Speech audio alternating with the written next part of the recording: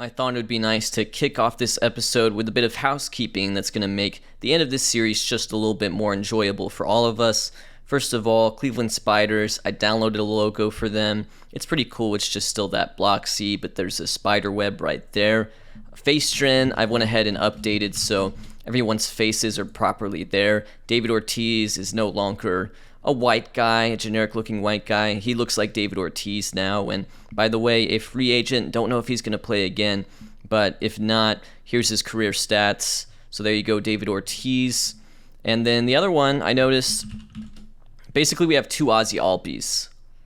I was going back watching some old footage, and I noticed that there's two different Ozzy Albies in this save. I think this has happened because this one and this one actually have different first names. This is his full first name, but he goes by Ozzy.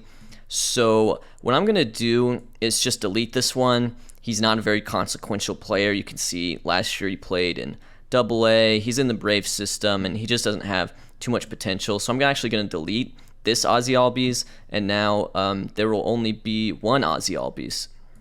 So there you go. And this Ozzy Albies is on the Red Sox, and he looks like he could potentially be one of the better second basemen in the league.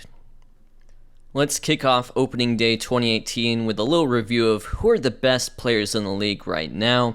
Here's your 4-star players, or at least the start of your 4-star hitters, I should say. Jose Ramirez appears to be a newcomer to the club. In 2017, he had 3.8 WAR for the Cleveland Spiders, who again now have a nice new logo, and it looks really good on their hat, so I'm happy with that. So that's Jose Ramirez starting to emerge into stardom at the age of 25. I think we haven't talked about Hanley in a couple years, but here's where Hanley's career has gone. 2015, obviously a career year, but 2016, 2017, still pretty solid years for Hanley Ramirez. We can move up here. Omar Narvaez, we haven't talked about too much, but he is here on the Tampa Bay Rays. He had a 106 OPS plus last year. He's an above average hitter as a catcher, which, not easy to come by in this league. I'll put it that way. McCutchen is here as well, still a 4-star player. He had a really good 2016, but he's had a lot of years that are closer to average beyond that. So hopefully he can continue, and just have a career year even at the age of 31. JD Martinez, Matt Kemp, Yasmani Grandal. We keep waiting for Yasmani Grandal to become one of the best, or maybe the best catcher in the league. Looked like he was on his way in 2014 and 2015, but 2016 and 2017, these aren't bad years. I don't intend to criticize, but they're not like a Buster Posey quality, I should say. He's kind of been the gold standard, him and Molina throughout this save. Josh Donaldson, mega consistent, just has the same year every year. That's Josh Donaldson for you. Javi Baez, not the best of years in 2017, but the game still really likes his ratings. He's a defensive guru, speed, stealing, and a good enough power hitter just to make things work. Matt Adams was actually your NL MVP last year, hit 54 home runs. He has a 75 home run power on that 20 to 80 scale. So that's Matt Adams. Trying to see here. Christian Yelich, we're now into the 4.5-star guys. Christian Yelich has had two really, really good seasons back-to-back. He is a star for those Miami Marlins. Real Muto as well is a 4.5-star guy. 2015 and 2016 represent his best years so far. 2017, a little bit of a drop down, but still a really, really good catcher in this league. Buster Posey, here's Buster Posey's career stats. Career 149 OPS plus as a catcher. I mean, give me a break. He'll be 31 this year. Jock Peterson's here, Matt Holliday. Here's a guy I really want to talk about. Daniel Vogelbach has become a 5-star player in this league, and you look at his numbers, right? They're just sort of out of this world, but it's his playing time. Look at his playing time. He's only gotten 20 starts and 43 starts respectively per year. How could this be? Well, he's on the Chicago Cubs, and they have Rizzo. And Rizzo's been really good. His 2017 actually, really not the best. I would have maybe given Vogelbach a shot, but Rizzo plays first base. There's no universal DH, so only really one of them can play at a time. Rizzo was huge in 2015, 2016. He's very popular. He's like the franchise guy for the Cubs at this point. So Vogelbach, despite being ostensibly one of the best hitters in the league, can't actually get consistent playing time. I look at his morale, and he's actually happy, but he shouldn't be happy. His expected role is to hit in the middle of the lineup, which is completely reasonable, yet he can't get consistent playing time. So what I'm really hoping is that the CPU will figure out, hey, this just is simply untenable, and Vogelbach has to get traded, basically, or Rizzo has to get traded. this can't go on. It's such a weird stalemate where Daniel Vogelbach last year, who had a 192 OPS plus and 4 WAR, can't get consistent playing time. He's not a member of the Cubs lineup, despite being potentially one of the best hitters in the league. Mike Trout's here. Here's Mike Trout's career stats. 2017, a career year, and arguably the greatest year in MLB history. Trevor Story's a 5-star man. Corey Seager, minor injury for Corey Seager, but he should be okay going into opening day here. Here's Corey Seager's numbers. He's been really, really good. He missed 2015 due to injury, but hasn't really missed a beat otherwise. Brett Lawrie, he kind of got talent changed, randomness into basically like he's Manny Machado now. So unbelievable, just sort of a career for Brett Lawrie. Alex Bregman of the San Diego Padres, selected first overall in that 2014 first-year player draft, had a career year in 2017. And Mookie Betts also had a career year in 2017. He's breaking out. Home run power is up to a 50 on that 20 to 80 scale, so looks like he's going to be really, really good going forward as that second baseman for the Boston Red Sox. Looks like the top starting pitchers in this league as well. 4-star guys, Brandon Woodruff, who is your defending Cy Young in the American League. He was the 2017 AL Cy Young Award winner, had a terrific season. Strasburg, looks like Strasburg, oh yeah, he got injured for a lot of last year. He was good when he played, but torn labrum in the shoulder. Let's see how he comes back from that. Ryu is here. Jared Parker's here. His career's been fun to watch. This is his first year in Detroit. Latos and Leak, 2 former pitchers from the Reds. Jose Fernandez was the Cy Young runner-up last year in the National League. His career's kind of been up and down, but last year was definitely huge. I mean, a 2.27 ERA plus 1.87 ERA. Insane year for Jose Fernandez. DeGrom is here. He's starting to really look good. Last year was a career year for him in this save. Bumgarner's here. He's been really good. I really like this Cardinals team this year. Hopefully they can go all the way. Chris Sale's here. He's on the Reds now. This will be a second year with the Reds. David Price, still with the Cubs. Let's see his contract situation. He has an opt-out after this year, so if he has a really good year this year, he may opt out. That's yet to be seen. Felix Hernandez, kind of a down year with a 4.05 ERA in New York, but it was still a 1.11 ERA plus in a high run-scoring environment. Still had 6.1 FWAR, so that suggests that his FIP was actually quite a bit lower. He should be fine going forward. That's King Felix. And then Clayton Kershaw, had a phenomenal year in 2017, also a phenomenal year in 2016. He's won back-to-back Cy Young Awards now, as he did in 2011 and 2012. So those are your top players going into the 2018 season. Let's talk about top prospects. Before we get into these prospects, just a quick heads up, Wander Franco did not sign. He was the first overall pick in the 2017 first-year player draft, did not sign. What I think is going to happen is hopefully he'll return for the 2018 draft at the conclusion of this season, and he may actually return with even better ratings. As scary as he looks now, he may return with better ratings. We've seen that happen a couple of times so far in this simulation. Anyways, top prospects right now, it's a couple of Padres infielders leading the way. Fernando Tatis Jr. and Keston Hiura. They were both, I think, first overall picks by the Padres in first-year player drafts. There's Keston Hiura picked in 2016, and then Fernando Tatis Jr. was picked, I believe, in 2015. Okay, so they went back-to-back there. Tatis is up to a 2-star player. He's just turned 19 this winter, and honestly, hopefully he'll be in the majors potentially by the end of this year. I'd love to see that. Brian Reynolds of the Dodgers, he's the 3rd prospect right now. He's looking like a very strong player. 14 games in AAA, hit really well, and then spent most of the year in AA. Did well. I think he could be in the majors this year. His ETA appears to be 2018, so that's right. Here's a name I'm not too familiar with, Tyler Dearden. Tyler Dearden, who was a 14th round pick in the 2016 first-year player draft by the Seattle Mariners. Looks like he's come out of nowhere to become one of the top prospects in MLB, and when you look at that contact potential especially, you can kind of see it. So Tyler Dearden, there you go. Grayson Rodriguez was recently picked in this first-year player draft. His ratings are already, I think, a little bit higher than I edited him to be. However, he does have low work ethic, low intelligence, so that could definitely hurt his development with the San Francisco Giants, but he's there. Trevor Rogers is also there. He was picked by the Padres, so the Padres have really 3 top guys so far. Edwin Diaz on the Mariners. Pete Alonso on the Miami Marlins. Oh, and looky here, Shohei Ohtani. I must have missed Shohei Ohtani, but he was picked in the 2nd round of that first-year player. I just completely missed him. I think You know what probably happened with Ohtani is he was probably listed as a relief pitcher in that draft, if that makes sense, and I wasn't really looking at relief pitchers. That's got to be what happened. But yeah, so far, here's Ohtani's ratings, at least as a hitter. Let's look at his ratings as a pitcher as well. He has 20 stamina. Okay, yeah, so that would make him a reliever. So I'm going to actually give Ohtani a little bit of an edit. I'm actually okay with like these hitting stats. And what's his pitching repertoire look like? Where can I see that? Right here. Yeah, I'm actually okay with all that. I know I could bump it up to better reflect reality, but what I will do at the very least is edit Ohtani so that he can have the stamina to be a starting pitcher as he deserves to be. So let me find that real quick. Okay, let's give him 140 stamina out of 250. There you go. So he can be a starting pitcher now. So that's Ohtani, and he is on the Arizona Diamondbacks. So that's pretty cool to see. And Andy Page rounds out the top 10. He is a Milwaukee Brewer. Here's the rest of your top 100. I see Perdomo and Robinson, who are also part of the most recent class. I see Juan Soto. I see Kelenic on the Mariners. I see Jonathan India. I see Mike Soroka. I see Alex Verdugo, who's just straight to the Yankees. I see Joey Bart, who was just drafted.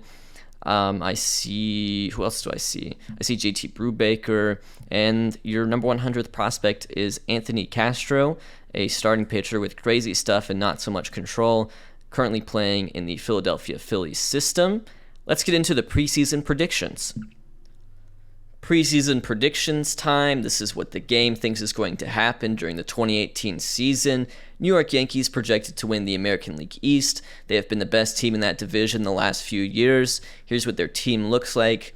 Eric Thames appears to be a new addition. Yep, he was signed in March of 2018 by them. He's going to play left field. Carlos Quentin, I think, also new. Yes, also signed.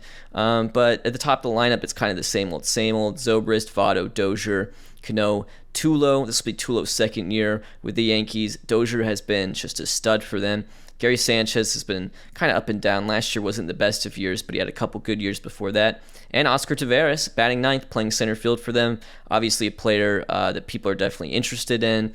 He has not really broken through yet at the big league level, but this is a big chance for Oscar Taveras. So, and of course they have Felix Hernandez, and they've added Jeremy Hefner to their rotation, and Sabathia is their third pitcher. I do think this back end of the rotation could be a little bit suspect. If there's a weakness to the Yankees, it's that. Blue Jays projected to finish second. We're definitely rooting for the Blue Jays. I'm not sure if they have it in them, but, you know, Jack Flaherty's the guy we really want to see succeed. He's had some decent years in terms of FIP, not so much in terms of ERA. He actually led the American League in strikeouts per nine last year, so I think that bodes well. But, of course, Brett Laurie is their star player. Twins projected to win the Central. Joe Mauer's still kicking around, for those of you wondering. Looks like he's playing more of a platoon bat role potentially, but last year he had a 124 OPS plus, which is actually his highest since 2012, the first year we did the simulation. So that's the career of Joe Mauer. I'm sure people were really stoked to see, you know, maybe Joe Mauer go absolutely nuts in this, and it didn't quite happen. He suffered a torn PCL on his knee in 2012 May, so I think that sort of sent his career down this trajectory, but he's still kicking around. Oh, and they've signed, wow, David Ortiz. The prodigal son has returned. Looks like he is currently slated to be their designated hitter. It'd be interesting to see if he can bounce back after a not-so-great year in Milwaukee, but he's still playing at age 42. I think that's some of that that player aging is coming to effect because, you know, Ortiz retired at age, he was 41 actually when he retired, but the way this sort of works is like he could have probably kept going if he wanted to because he was so good in his final year. Miguel Sano's here. He's been an absolute beast. I think he was like MVP runner-up last year. Dominic Brown, by the way, with a proper face gen, also here. He's been really good past couple years. I quite like this Minnesota Twins team. Lincecum is hurt for 5 weeks, partially torn labrum. It appears his career is kind of on the downswing. He did make it further, like he has gotten more playing time than he did in real life, but I'm not sure if it's quite like the Hall of Fame career people wanted to see. Angels projected to win the American League West. This is what they look like. Mike Moustakas is in his second year of getting absolutely paid. Or no, actually, maybe this is his first year of getting paid. Anyways, he has just an absolutely enormous contract. Don't know how he finagled that. I mean, he's been really good for the Angels, don't get me wrong, but he's not even their best player. Their best player is Mike Trout. Ryan McMahon's here. John Kemmer's here. He's been really solid for them for a couple years. Joey Bats is here. We haven't talked about Joey Bats too much, but it looks like he's going to be at least playing right field for them to start the year. Joey Bats hasn't had like huge years throughout this simulation. So, but there's Joey Bats. Ryan Domit's a name we haven't said in a while. Ryan Domit had a huge year, first year of the simulation, 2012. Not too much since then, but he's there. So interesting. I feel like the Angels are a little bit vulnerable in this position. As good as they are with players like Trout and Moustakas, they feel a little bit vulnerable here. Astros are projected to runner-up. I believe they were in the World Series last year. Marlins projected to win the NL East. They have David Fletcher, so obviously fans of the channel are going to like that. But they add Freddie Freeman this past offseason. That's their biggest addition for sure. They have a Double Herrera playing second base of all positions, but it's really sort of this middle of the lineup here. Yelich, Freeman, Stanton, Lonnie Chisenhall looking really strong. And then, of course, they have Jose Fernandez. This guy, Cavanero, will be back in a couple weeks. He suffered that big injury at the end of last season, but he's another really talented young starter for them. Otherwise, I think it's a little bit suspect in the back end of that rotation, but that's the Miami Marlins. Braves also projected to win 94 games. They went after Matt Olson to replace Freddie Freeman. I wonder if that will happen in real life. I don't know yet for sure. Joey Turdoslavich, on-base percentage king. Hayward's there batting leadoff. Zimmerman's been huge. Let's look at Matt Olson's career stats. Yeah, he's been really good with Atlanta. So they do have an ample replacement, I think, for Freddie Freeman. Cardinals projected to win the Central. I really like this Cardinals team, guys. I don't know why. It's, they have Bumgarner. They add Chris Medlin. Carlos Martinez has been solid for them. Chris Archer, Colin McHugh, I think, they're good enough for a back-end rotation. They have Kelvin Herrera, who's been one of the better relievers throughout this. Nate Jones, and this lineup's just really good. Matt Adams, defending MVP. Matt Holliday, absolute machine. Aaron Judge is starting to come into his own. Dansby Swanson was the Rookie of the Year in 2017. I just really like this Cardinals team. And then Diamondbacks projected to win the West, although it's projected to be pretty darn close. This Diamondbacks team has been one of the best teams throughout the simulation, if not the best. Of course, they have David Wright. Rockies projected to win 89 games. It's a great lineup. The question has always been, Ryu's good, but can they get pitching going behind Ryu? And Dodgers also projected to win 89. They added Matt Harvey this offseason to sort of bolster their rotation. They also added Manny Machado, although Manny Machado is not quite as good as the real-life Manny Machado, I must say. So there you go. Those are the preseason predictions. I will catch up with you guys at the end of May. It is May 31st, 2018. So far, things are going about as predicted. Yankees are leading the East, Twins are leading the Central, Angels are leading the West. They have the best record with a record of 35-12. I said they were looking vulnerable, but they currently have the best record in MLB, 745 winning percentage. But to the Houston Astros' credit, they're also doing really well with a record of 31-16. Over here, the Diamondbacks and Dodgers are tied, and no one else is particularly close. The Rockies have really stumbled out of the gate. Cardinals leading the Central, but Pirates not too far behind. These are looking like two strong division races shaping up here in the AL West and the NL Central. Braves do lead the NL East. Nationals second, Marlins third. We should talk a little bit about the Nationals because we haven't mentioned them yet. They have a fellow by the name of Bryce Harper who's been pretty good throughout this save. His 2018 is off to a decent start after an injury-riddled 2017. Steven Souza hitting the decline pretty hard. In 2015, he was a monster. He won MVP. In 2014, he was really, really good as well, but he appears to be on a downward trend, currently playing first base for them. Carlos Lopez, a player I'm not too familiar with, playing third base. He has 80 though, so maybe he's an on-base percentage king in the making. Rendon's been playing second base for them. He's having a very, very good start for the year, so that's the Washington Nationals. We should talk about the Astros here. They have a 31-16 record. This is just a really solid lineup. They're second in runs scored so far in the American League. Carlos Correa was their first overall pick in 2012. League average hitter, but playing really good defense at shortstop. Could put up a lot of WAR this year.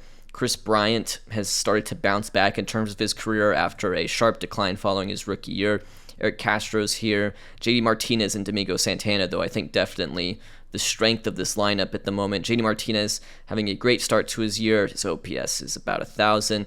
Domingo Santana also having a very good year. 2017, he was also very good. So these two definitely responsible for a lot of the Astros' success.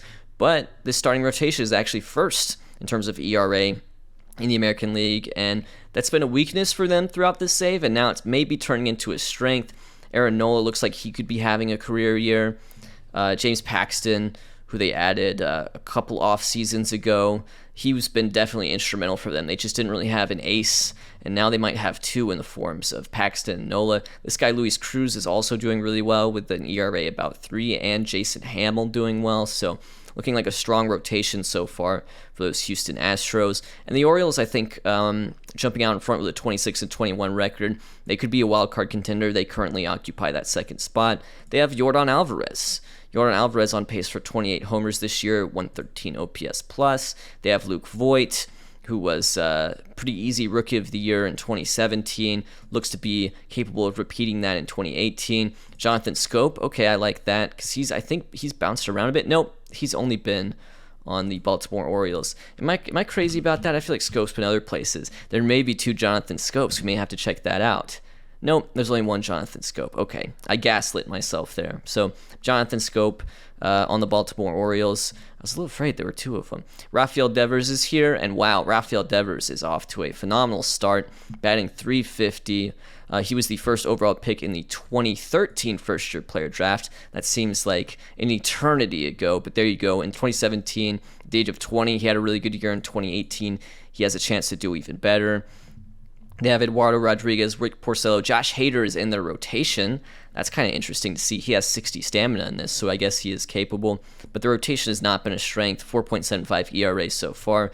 Good bullpen, good enough lineup. We'll just have to see what the Orioles can do in terms of this race for the AL East as well as a wild card spot. So let's check in with the statistical leaders at this point in the season.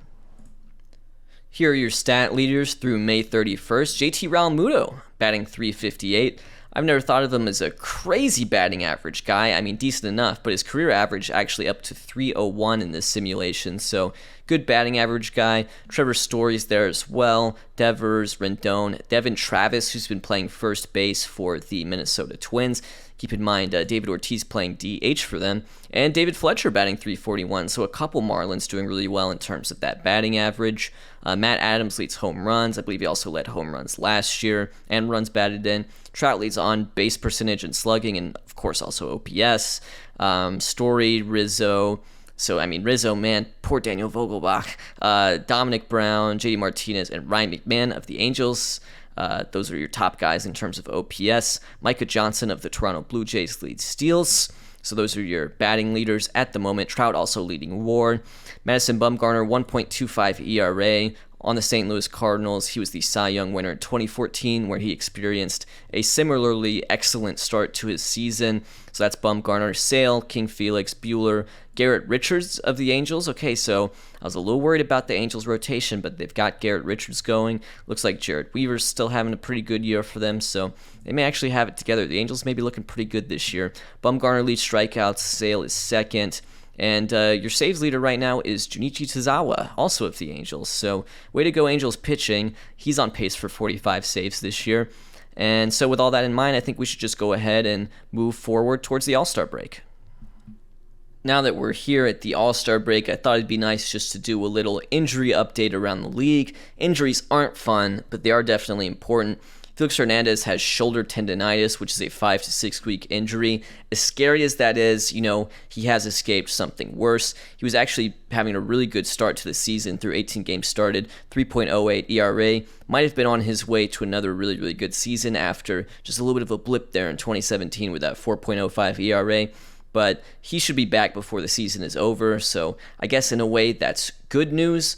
Among batters, there's some minor injuries, like Yelich has a strained back, that's a 2-week injury. Miguel Cabrera, 2 to 3 weeks with a sprained ankle. He was having a really, really good season as well. In 2016, he was the MVP in his first year with the Cincinnati Reds, so he's aged really gracefully in this sim overall, which more gracefully than he has in real life, I would say.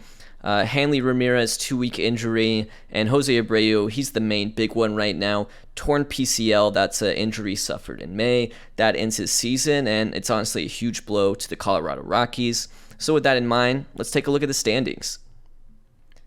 Standings look like this, and immediately the division that's had the most movement is definitely the AL East.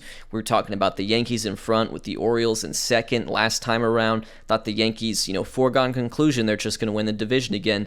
Uh-oh, here come the Toronto Blue Jays, the team we've been rooting on big time.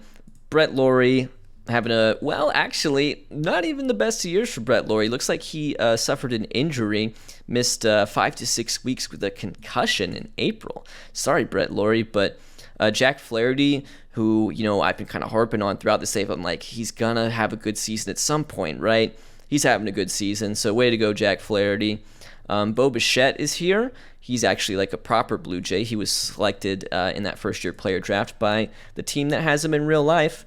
They have Matt Kemp, who they added via free agency this offseason. He looks like he's having a good season so far. This guy, Jason, I've said his name a few times, probably a different pronunciation every time. Jason Lebleblidjen. He was at one point one of the top prospects in the league. He's on pace for a 4-WAR season. So yeah, that's just a look at your Toronto Blue Jays. Just a solid team so far, I would have to say. If there's a weakness, it's probably in the starting rotation, but, Flaherty's been solid. This guy, Brandon Liebrandt's been solid. This guy, Tyler Mapes, has been thrown into the rotation. He has a 2.31 ERA so far, although most of that coming in the bullpen. So, yeah, let's go Toronto Blue Jays. They haven't done too much throughout this simulation. This could be the year they make the playoffs. Twins, 11-game lead in the Central. Looks like that may be theirs. In the West, total dogfight between the Angels and Astros. They have the 2 best records in the American League. That's how good they are right now. Braves lead the East with the Marlins and Nationals. Honestly, not too far behind. So taking a look at the Braves here, their first year without Freddie Freeman. But you know what? They still have Hayward. They still have Zimmerman. They still have Matt Olson. Tradoslavich has been huge. He has a 449 OBP. I'm enjoying the Joey Tradoslavich experience. They also have Ian Happ, who I haven't mentioned too much, but looks like he was really good for them in 2017. Maybe he can get hot in the second half of 2018. Alex Wood and Mike Minor, they lead the rotation at the moment. That's the Atlanta Braves. Cardinals, 60-28, best record in the National League. I keep talking them up, but they're looking pretty good. Tommy Pham, it looks like might be having a career year with the Cardinals so far. This is his 3rd year with them. He's playing second base. Holiday, Adams, both really good players. Molina's having a decent enough year. Aaron Judge on pace for 33 home runs, which would be a career high. And then, that starting rotation is just so good. Bumgarner, Medlin, Archer, Carlos Martinez, Fredo Garcia, all doing really, really well. This is a great rotation for the Cardinals. And if they get to the playoffs, well, they're probably going to be in the playoffs, let's be honest. They get to add one of those guys to the bullpen. That's how strong they are right now. Los Angeles Dodgers lead the West with the Diamondbacks behind. Rockies are a 500 team. I thought maybe they could be in contention this year, but they're closer to 500 at the moment. Here's a look at the Los Angeles Dodgers. Seager's having a really, really good year. Ryan Braun, kind of their leadoff hitter for the last few years now. Jock Peterson having an excellent year, could be an MVP candidate. Here's Kershaw right now with a 3.03 ERA.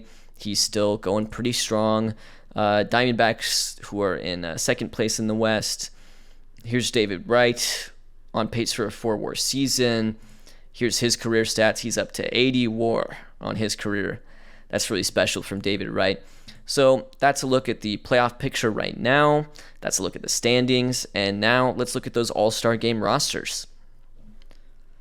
All-Star rosters are here. Felix Hernandez made the game, but unfortunately he's injured and not going to be able to play in it. Brandon Woodruff is going to get the start. Remember, he is the defending Cy Young Award winner in that American League. He stepped in very nicely for Chris Sale, who's now pitching in the National League. Marcos Molina, not a player I'm too familiar with, but he's an all-star. He's going to represent the Cleveland Spiders. Proper logo and all. 3.72 ERA so far. That's Marcos Molina, only age 23.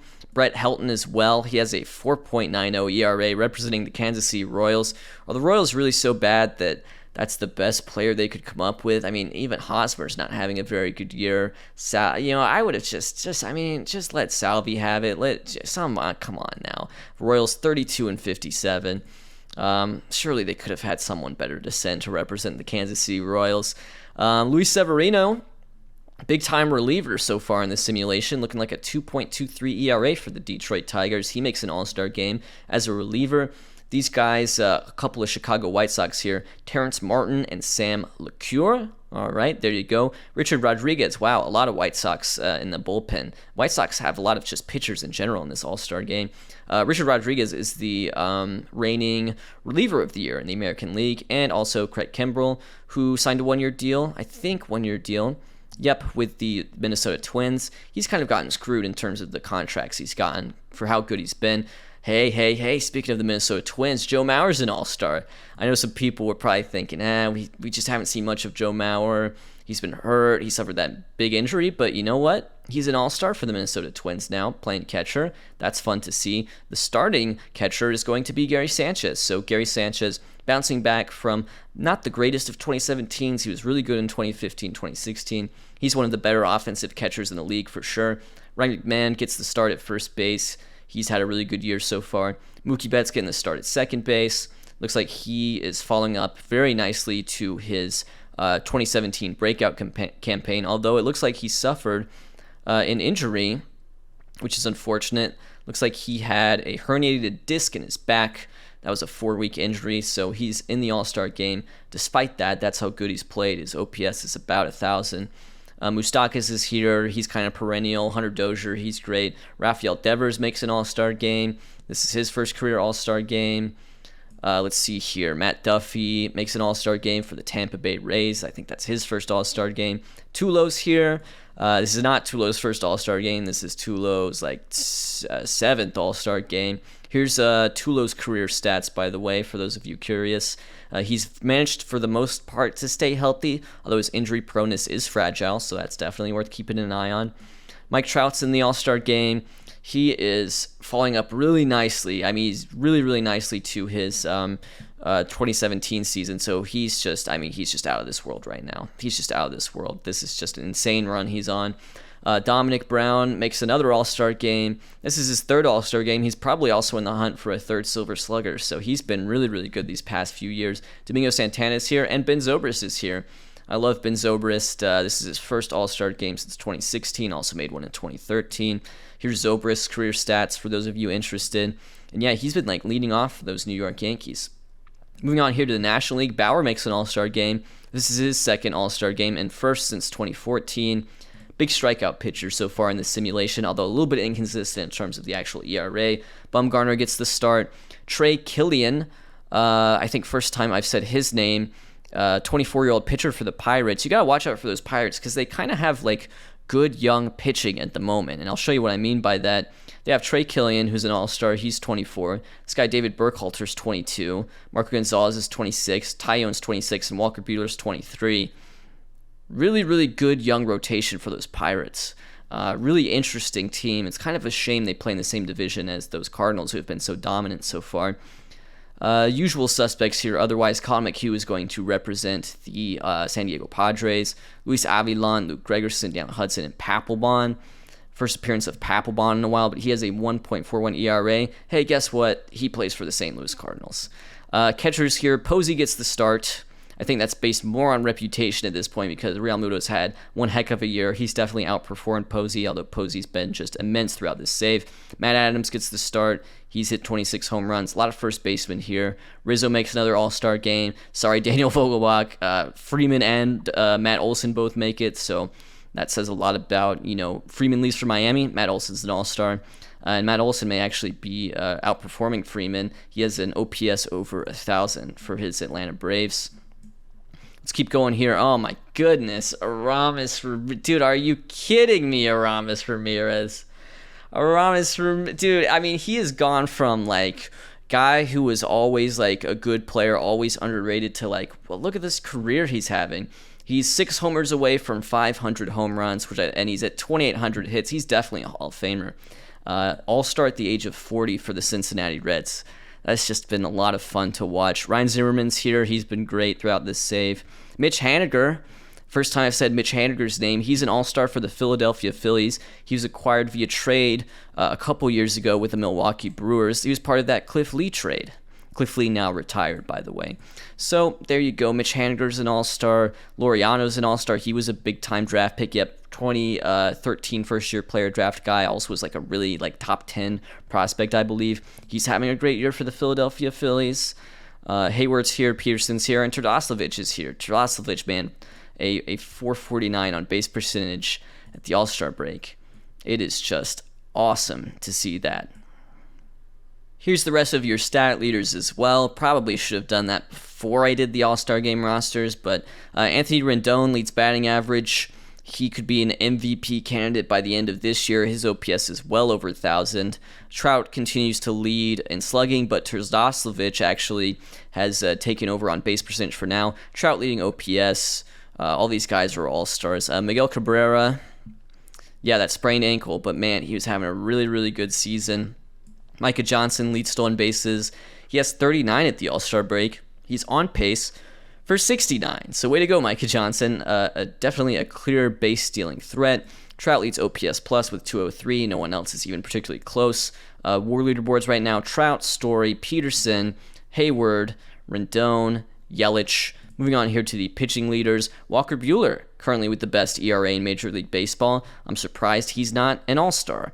Hasn't been throwing the most innings per start, I must say, but man, when he pitches, he's been really good. He's striking out 13 batters per 9, which is what I think the highest numbers we've seen in general for a starter here. That's Walker Buehler. Sale, Bumgarner, Alex Wood has been very key for the Braves so far. Carlos Martinez, Brandon Woodruff. Man, that St. Louis team is just so good right now. Bumgarner leads WAR, Kershaw, Price, and Jose Fernandez are second. So Jose Fernandez, 3.24 ERA is really, really good. Don't get me wrong, but it seems like his FIP is probably better than that. Just great ratios. Clayton Kershaw leads with 152 strikeouts, but second is Josh Hader, who is an 85 out of 80 on the stuff scale as a starting pitcher. However, below average movement and below average control. Still a 3.43 ERA. Really, really fascinating pitcher in this simulation because he is a starting pitcher, basically. He's a reliever in real life, of course. K-Rod, tied for the league in saves. He's 36 years old, and he's closing for those Los Angeles Dodgers. That's fun to see. Cameron Smith, oh man, and another young pitcher for the Pittsburgh Pirates, and Chaz Rowe, 23 and 22 saves, respectively. So there we go. I think we can now move on to the trade deadline. Oh yeah, here's Jose Fernandez leading FIP, by the way, 2.29. But yeah, we can now move on to the trade deadline and see what interesting transactions have gone down this year. We've moved forward here to the trade deadline. I know only a few games have been played, but the Angels and the Astros are still going at it, and the Miami Marlins have taken over the lead in the NL East. They have a really, really good team this year. They lead the National League in runs scored, and they're tied for fourth in runs against. Jose Fernandez, of course, has been brilliant, but this guy, Jorgen Cavanario, who I've talked about a few times, he's 10-0 on the year. He has a 2.48 ERA. He has returned from a pretty major injury to do that. They also have C.J. Wilson, who is currently 37 years old. Looks like he was acquired via trade, so we should be sure to talk about that trade.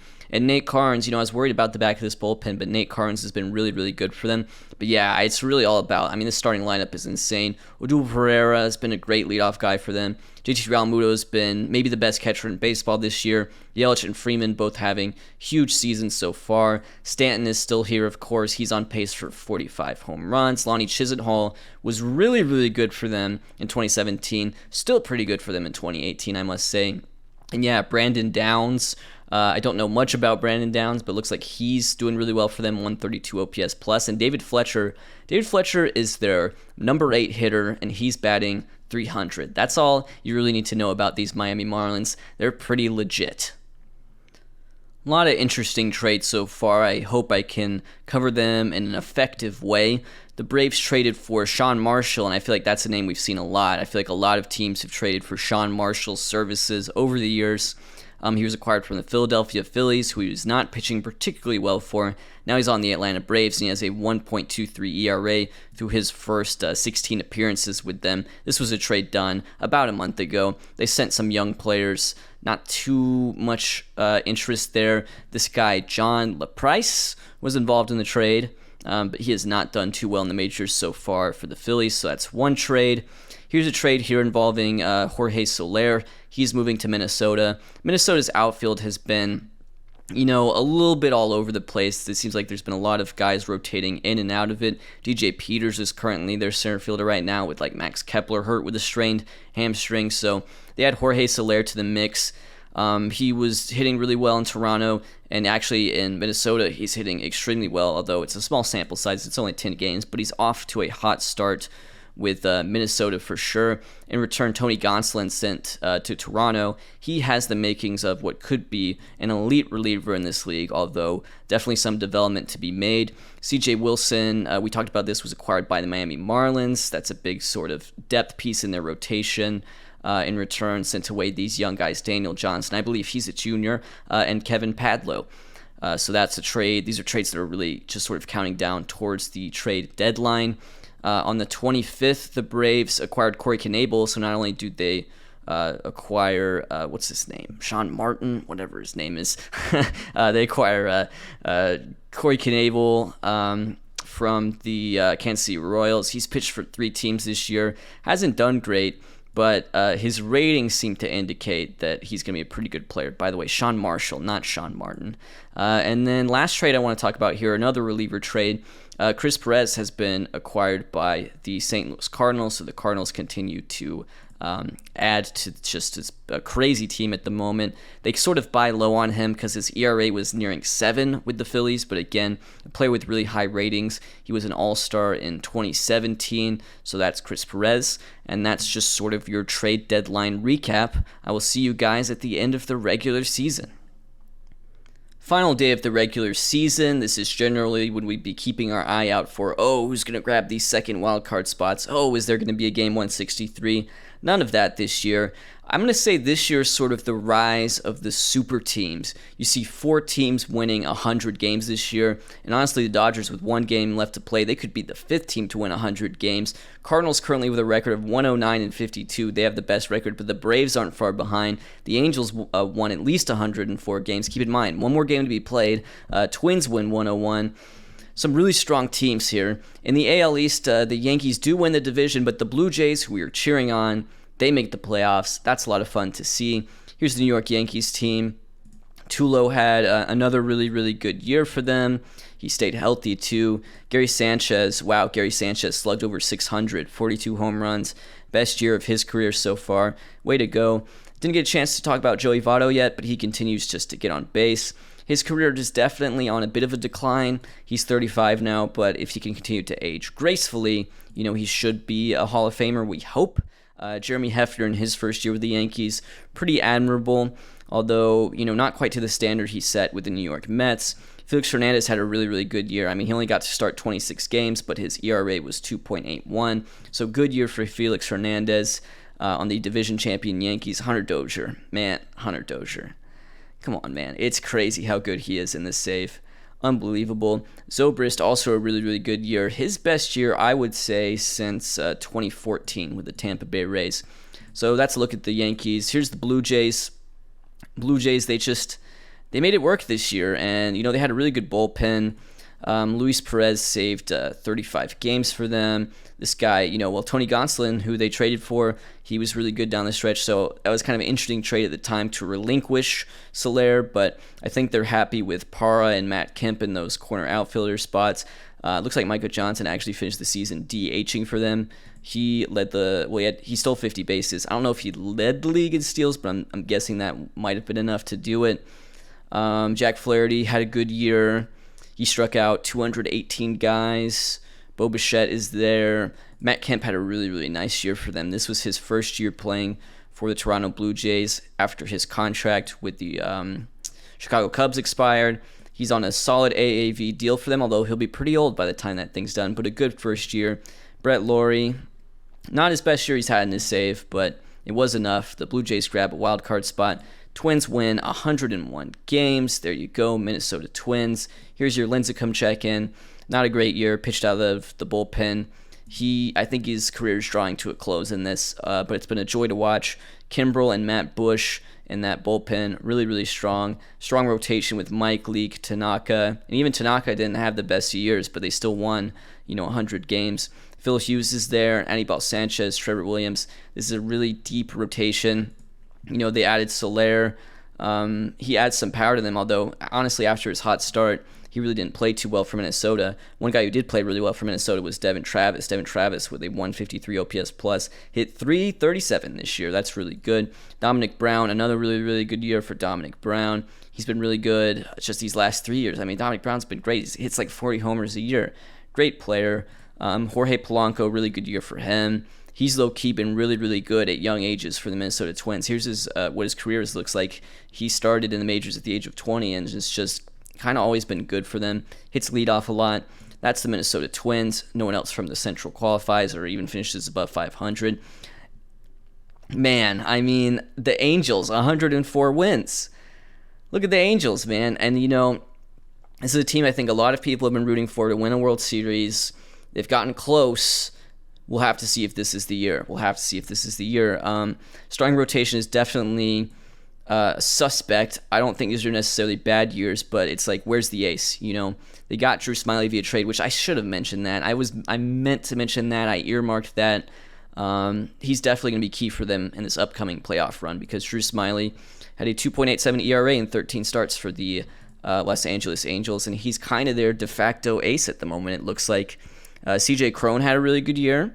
He had 32 home runs.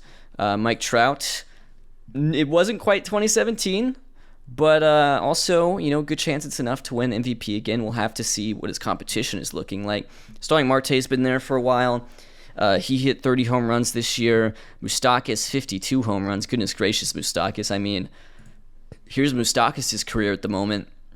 Just an absolute freak in terms of the home run power. He's great in Los Angeles. He was also really good his last year in Kansas City. Astros do grab a wild card spot.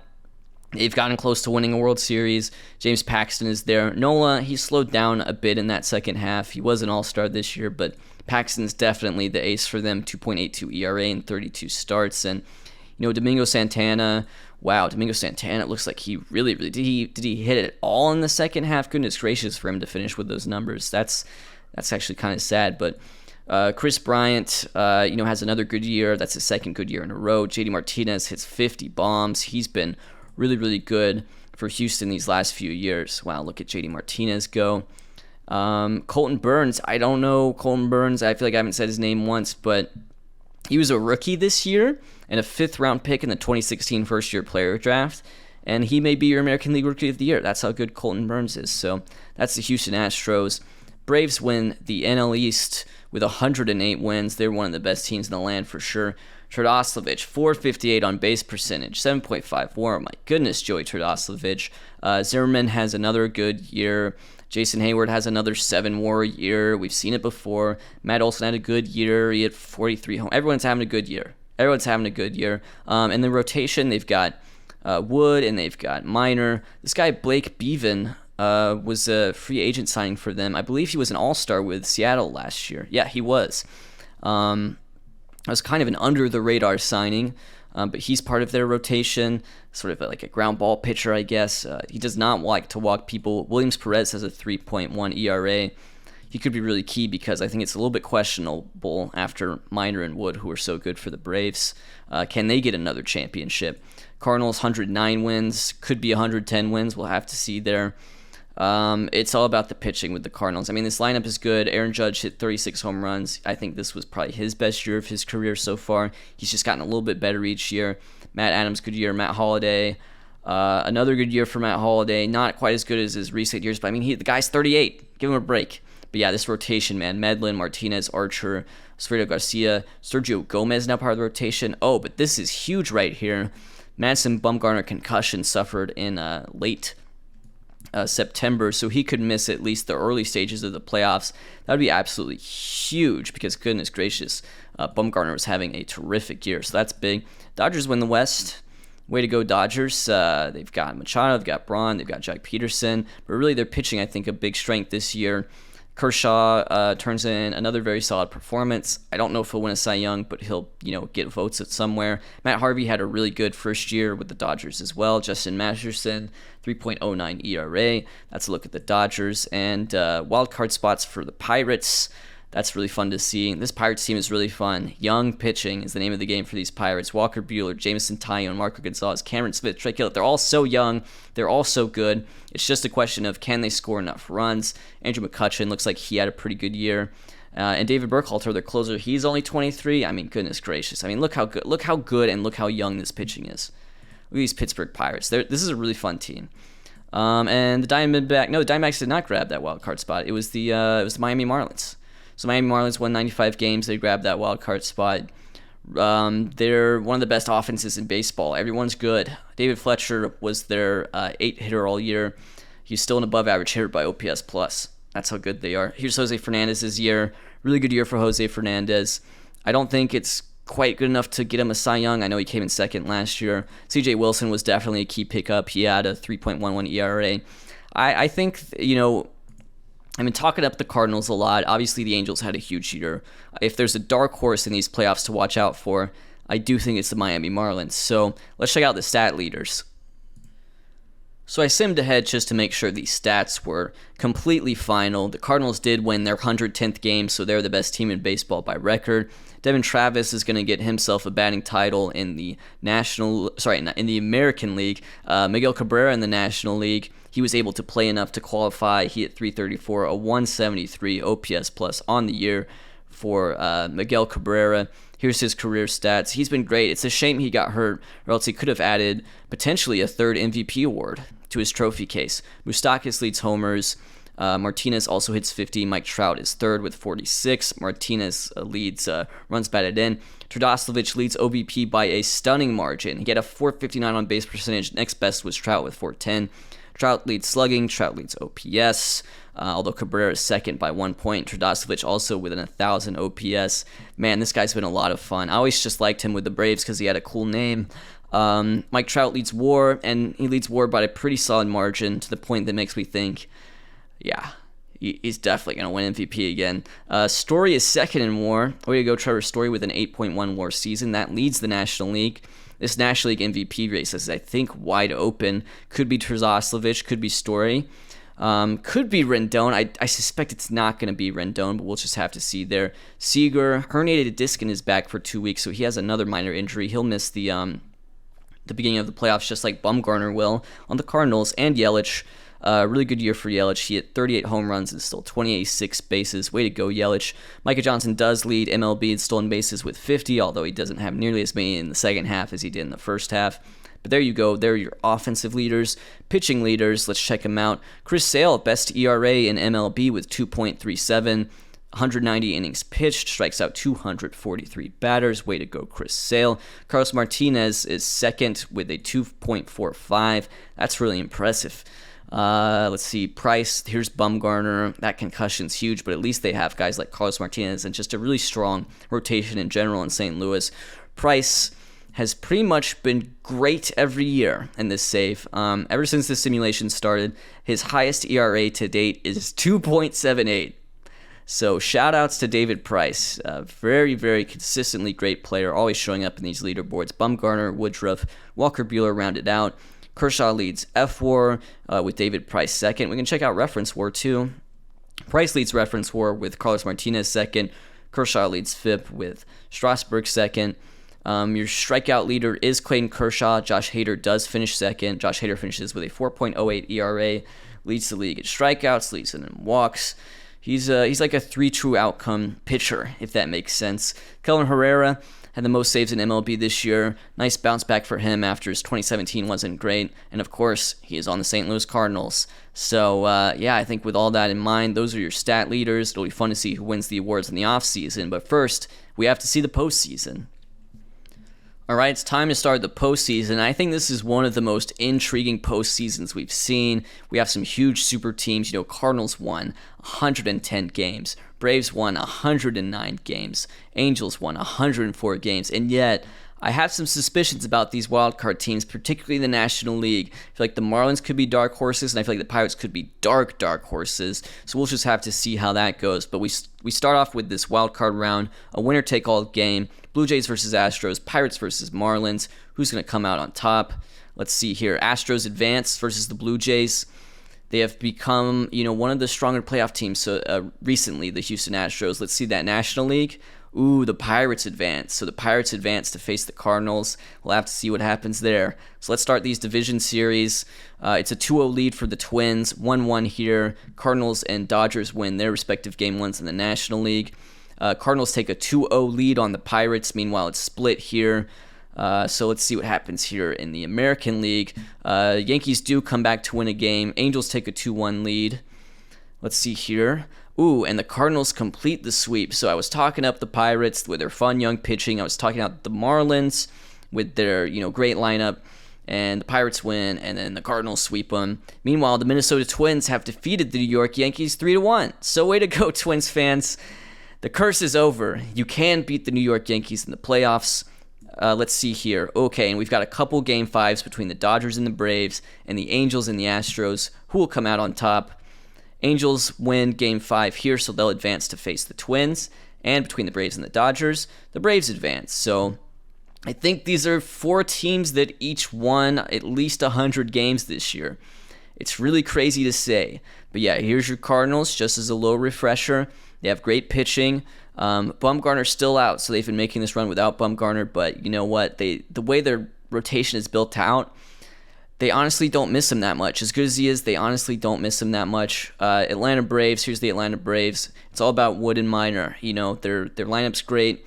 It's all about Wood and Minor, and some of these guys like Nick Ahmed. He's more of a glove guy. Is he going to get a big hit? Here's your Cardinals, who I think they're the best team, to be honest with you. Was I looking at okay, I got this right. Yeah, Angels. I know people are going to be rooting on the Angels, and I also like this Twins team as well. I think they're just kind of likable teams. So, here we go. 2-0 lead early for the Twins. Could they be on their way to the World Series? Meanwhile, it's a 2-0 lead for the Cardinals, who are yet to lose a playoff game. Let's see here. 3-0 lead for the Twins. All right. And 3-0 lead for the Cardinals. All right. Meanwhile, the Angels do win a game. So it's 3-1 here, 3-0 over here. And it's going to be the Twins versus Cardinals in the World Series. These are 2 great teams. Cardinals yet to lose a playoff game so far. They swept the Pirates. They sweep the Braves. Twins versus Cardinals. Let's meet the Twins one last time. Devin Travis was so huge for them. He's going to grab a batting title. Dominic Brown has been so consistently good for them. Jorge Soler and Jorge Polanco at the top of that lineup. Leak, Tanaka, Hughes, Williams. It's a good rotation. And Kimbrel Bush. It's a good bullpen as well. So it's just an overall really solid team, but I'm not quite sure if they have the highs of the Cardinals. Bumgarner could be back to pitch in this series. He could start a game in here. Kelvin Herrera is a great closer. They have a great rotation, obviously. We haven't talked about Dansby Swanson much, but he had a solid year for them. Jed Lowry, we haven't talked about much either, but he had a forward year. Judge, of course, had a pretty solid year, but the Matt Adams, Matt Holliday, they're really the engine that lets this team go, but their pitching is so good. They haven't lost a playoff game yet. Let's see what happens. Ooh, and the Twins do break their streak. Twins win Game 1. Twins win Game 2. Uh-oh, here we go. Twins up 2-0 on the Cardinals. Oh, boy. Okay, Cardinals do win Game 3. They do win Game 4, so we're tied up 2-2 here. Oh, and the Cardinals, they win 3 in a row on the road, and now the series returns to St. Louis. Here we go. Is it going to be the reverse sweep, or will there be a Game 7? Wow, okay, so the Twins take a 2-0 lead, and then the Cardinals pull off the reverse sweep. I'm tapping myself a little bit on the back there. I felt like I really believed in this Cardinals team. I liked all the moves they had made, and they are World Series champions. Curious to see if Bumgarner was able to pitch. Wow, not only does Bumgarner pitch, he is your winning pitcher in Game 6, goes out there, pitches 5 2/3, and that is the clincher right there. So Bumgarner had a concussion the entire playoffs. He gets the job done. Looks like the Mats got it going in the top of the 7th. We talked about the Mats. Matt Holliday, a 2-run single in the top of the 7th, followed by a Matt Adams 2-run double. That was a huge difference maker as the Cardinals rallied for 4 runs. That got them the insurance they needed. They had a really close game in Game 5 here. Wow, Matt Adams hit a 3-run walk-off home run. That must have been absolutely heartbreaking for the Minnesota Twins. They could have taken a 3-2 lead. Instead, the Cardinals took a 3-2 lead in that game. Unbelievable. This poor guy, Jeremy McBride, blew the save. Wow, Matt Adams. Is Matt Adams the World Series MVP? No, actually, it's Max Kepler. So we've seen that quite a bit. A player on the losing team getting the series MVP. They just like to give it to the best player, it seems. Max Kepler hit 4 home runs. He slugged 1,100, so he had a really great series. But, Matt Adams, it seems like, had some really clutch hits. But yeah, there you go. There's your 2018 season in the books. Congratulations to the St. Louis Cardinals, who win 110 games, make a great postseason run, and it culminates in a World Series. This is not just a great team, a great championship team. This is, I would say, one of the best teams in MLB history. So way to go, 2018 St. Louis Cardinals. I'm actually going to kick off the offseason with a glance at the League History Index. We'll definitely have an episode when this series is over that delves much deeper into this, but we've had a different World Series winner every year of this simulation. Rays won in 2012, Mariners won in 2013, Diamondbacks in 2014, Braves in 2015, Nationals in 2016, Yankees in 2017, and now Cardinals in 2018. So I think that's just a fun factoid. We're getting a good variety here. And now I think we should just move on into the end of season awards for the 2018 season. Time for the awards. So Devin Travis won the batting title in the American League, and he kind of came out of nowhere to do it. He barely played in the majors in 2017. So there's Devin Travis for you, coming out of nowhere to win a batting title. Someone who did not really come out of nowhere was Miguel Cabrera. He's been a really great hitter throughout the simulation, but yeah, in his age 35 season, grabs a batting title, also led the National League in OPS, and was 1 point shy of Mike Trout for leading, the league. He did get hurt. He only had 562 plate appearances, only played in 133 games, but if he hadn't gotten hurt, man, could have been MVP, Here are your Gold Glove winners for the American League. Salvador Perez gets his second. There was a reign of terror by Matt Wieters there for a while. Ryan McMahon, Jorge Polanco gets a Gold Glove award. That's his first Gold Glove award. He just had a really excellent year for the Minnesota Twins this year. Brett Lawrie wins again at third base. That's his. How many has he won there?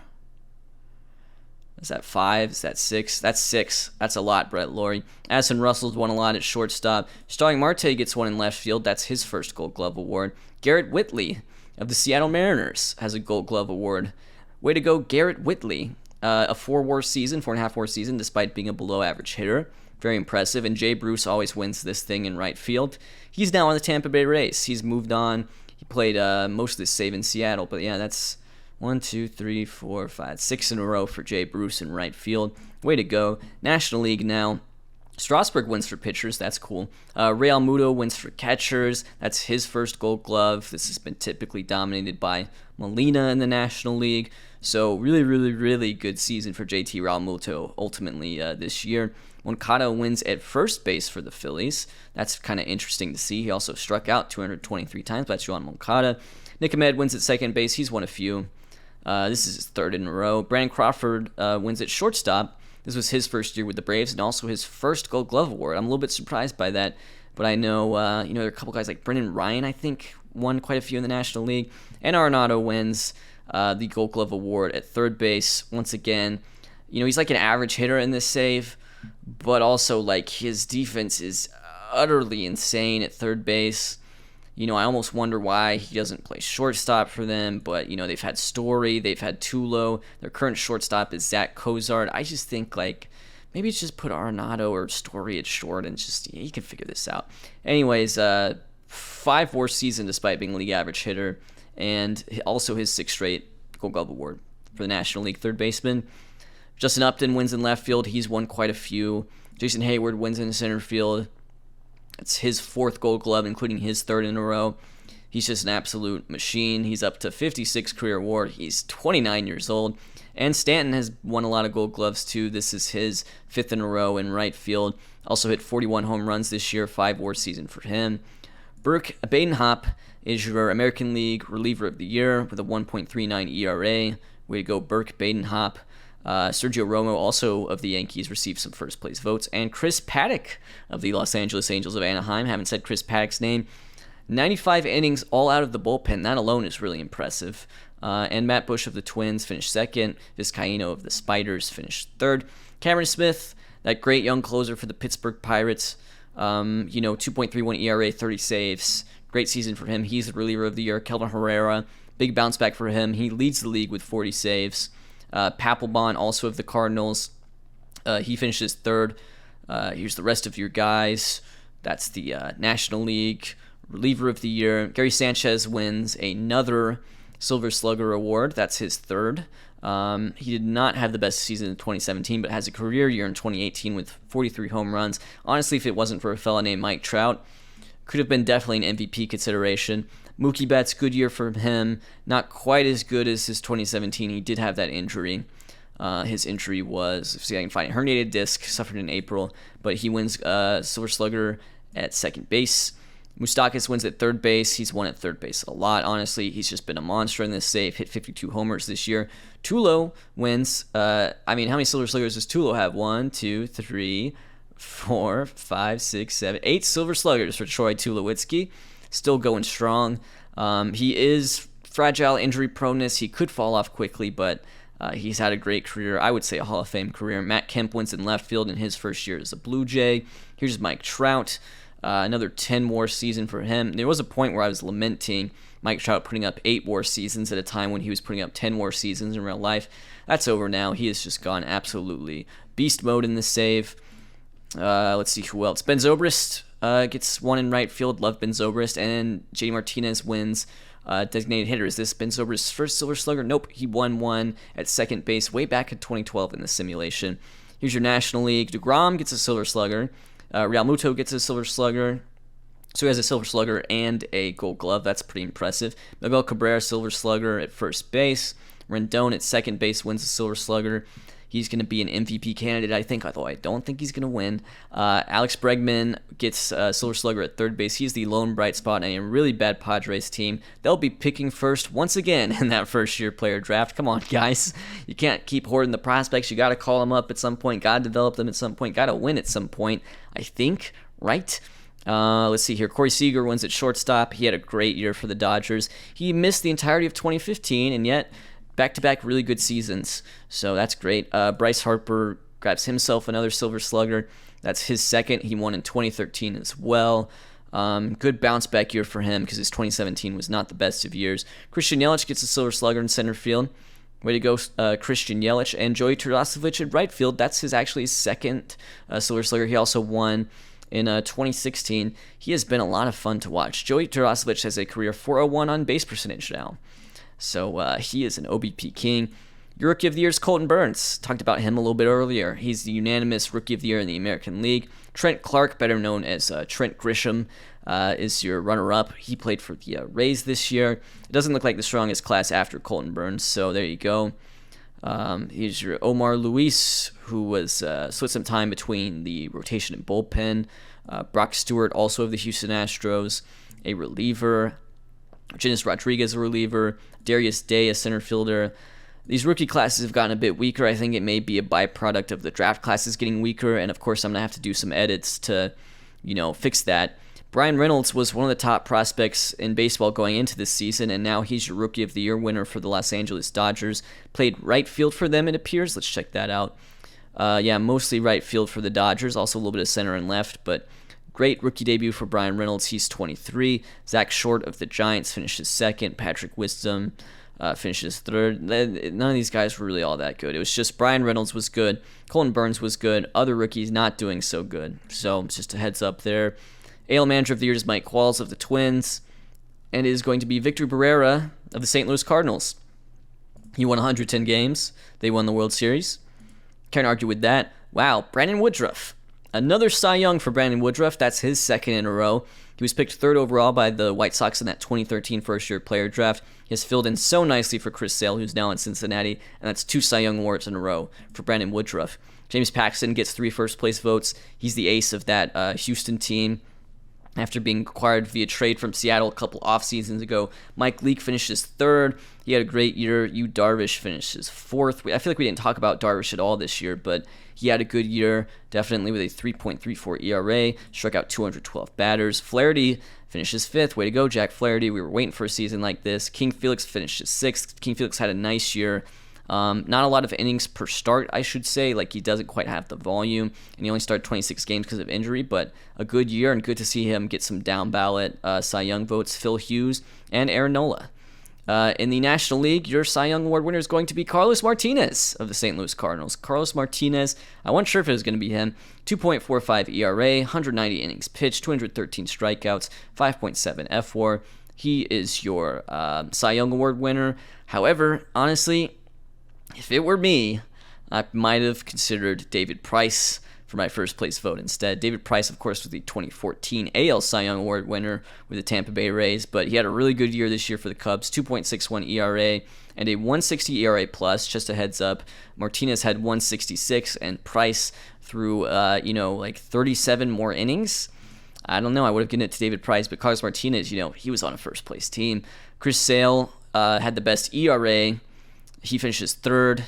A Cy Young Award has eluded him. He's been one of the best pitchers throughout the simulation, but hasn't been able to pick up a Cy Young Award. He's come close quite a few times. Bumgarner finishes fourth. He gets a couple first-place votes. Kershaw also gets a couple first-place votes. He led FWAR.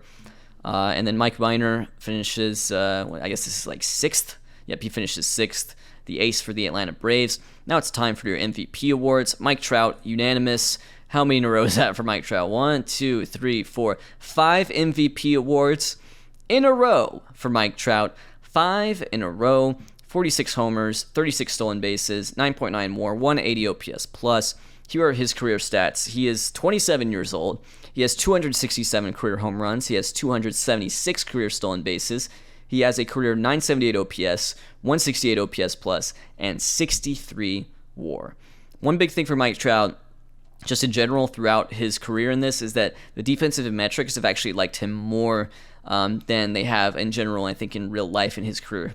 So Mike Moustakas finishes as runner-up. He's also on the Los Angeles Angels. JD Martinez is there. He hit 50 homers. Moustakas hit 52. Gary Sanchez had an amazing year. Hunter Dozier, also of the Yankees. Great year for Hunter Dozier. He's an absolute star in this. Devin Travis, your batting title winner. McMahon had a great year. Micah Johnson of the Blue Jays, leadoff hitter, base stealing threat. This would be a really fun player. This would be a really fun player to watch. Tulo, Dominic Brown, Matt Kemp, Leblegian, for the Toronto Blue Jays. He gets down ballot votes. Omar Narvaez of the Tampa Bay Rays, a catcher. A great offensive season for Omar Narvaez. Luke Voigt is there. He had a good follow-up to his rookie campaign. Colton Burns gets some votes. Jorge Polanco. Carlos Quentin, also of the Yankees. He was a fresh signing. Had a really good year. Hit 37 home runs, 134 OPS plus, 4 WAR. All right. Now it's time for the National League. Your National League MVP is Christian Yelich with 23 of a possible 31st place votes. Christian Yelich grabs the MVP award in 2018. I just can't help but feel like I've heard that one before. So congratulations to Christian Yelich, your 2018 National League MVP. Great season for him. 38 homers, 26 steals, 162 OPS plus, 7.3 WAR. Playing center field for the Marlins and playing a pretty good center field, I should say. Triosovich finishes second. I'm loving the Joey Triosovich in this save. 459 on base percentage. Awesome, man. Corey Seager finishes third. He had a great year. Rendon gets a first place vote. He finishes fourth. I thought maybe he'd do a little bit better than that, to be honest with you. Trevor Story, great year for him. Mitch Haniger of the Phillies, he was an all-star this year. He had a great year. Wow, a 7-WAR year, 156 OPS plus. Way to go, Mitch Haniger. Jack Peterson, good year for him. His second half of the season, I don't think, was quite as good as his first half. Miguel Cabrera, could have been definitely up there if not for that injury. Jason Hayward, probably another 7 more year for him. Yep. 399 on base percentage as well. And, Gold Glove center fielder. I mean, that's a great player. Real Muto had a great year. Stanton had a really nice year. Martinez, the Cy Young Award winner. Edwin Encarnacion, this was his first year on the Milwaukee Brewers. He hit 45 home runs, which led the National League, 5.2 WAR. Here's Encarnacion's stats. Again, apart from that 2014, he's been really, really good just throughout this simulation, up to 385 career home runs. He'll be 36 this winter. Charlie Blackmon, I feel like we haven't said his name in maybe a few years. It looked like he was on a downward decline from his 2015 season, but in 2018 he comes out and has his best year, maybe of his career, comparable to his 2013. So great year for Charlie Blackmon. Still on the Colorado Rockies. He's definitely like a Rockies legend at this point. Madison Bumgarner, Aaron Judge, Bryce Harper gets some down ballot votes. He's had some monster years. He's had some not so monster years, but a good year. It's kind of like an average Bryce Harper year for him, I would say, but a great year. Matt Holliday, he continues to go strong. I mean, this wasn't quite as good as 16 or 17, but he's old, man. He's an old man. He'll be 39 this winter. And Clayton Kershaw rounds things off. So that's your award season, and now it's time for the first-year player draft. So I've got some work ahead of me. The draft is basically telling me, like, dude, like, that's it, man. Like, look at this draft order. Look at this draft order right here. You have the Royals with their comp pick from not signing Wander Franco, and then for some reason the Washington Nationals also pick. Don't know what's going on with that. So basically, the draft is just like, sorry, prospect machine broke. Alex told me this would happen as the simulation went along. I could go to him for tech support, but I think I'm just going to try to wrangle up something myself. What I could do, just go edit Wander Franco back to being a beast. Stephen Kwan I really like, so I could edit him into being a beast. I could just have it set up so, like, hey, let the Royals get Wander Franco, let the the Padres get Stephen Kwan, and then the other thing I can do is I can just go back and look at some of the big name players. Like let's talk about like look at Casey Mize. Casey Mize was a number 1 overall pick. He just did not get that treatment, that respect in the first year player draft. And so I can just go, maybe edit some, key minor league guys and just try to, make the simulation make a little bit more sense, because as things stand, it just doesn't seem like there's going to be a lot of talent entering the game from 2016 onwards. And look, it's not like a total disaster. Like, you look at a guy like Will Banfield or someone like that who was picked in the 2018 draft in real life. Like, he's not a bad prospect. Like, he's not close to making the majors. We're only simulating this through 2021. Realistically here, like, Wander Franco is the only guy on this list that, makes the majors before 2021 ends. Even Stephen Kwan, who's a great player, who's old, 4 years older than him, is going to have to wait until 2022 to make his MLB debut. So it's not the end of the world, because most of the young talent you see in MLB, is on a trajectory to being MLB if they aren't there already.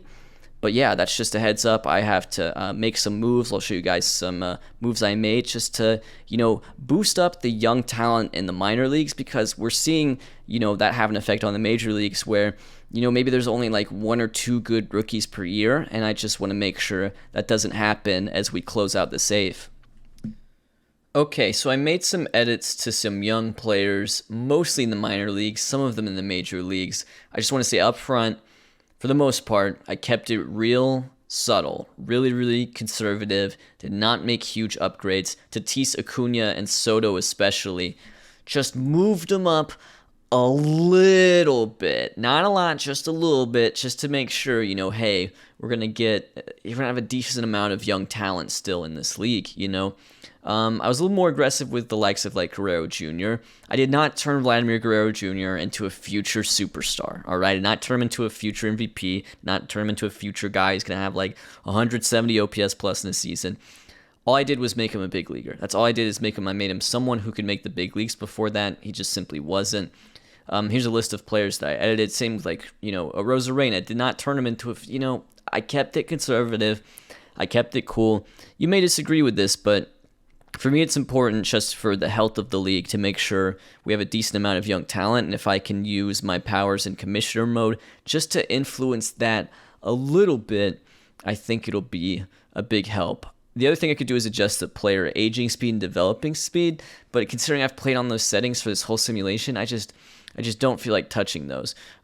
Brian Hayes, for example, I don't even think I touched his offense. I just mostly made him the great defender that we know he can be. So there you go. Just a few players that I edited, but I kept it subtle. And yeah, for full disclosure, I'm also going to edit Quan and Wander Franco because, the draft days are pretty much over. And, you look, we're not going to be adding much in terms of young talent from here on out, so it's important to upgrade what is there. So just a heads up, that's how I'm running the league at the moment.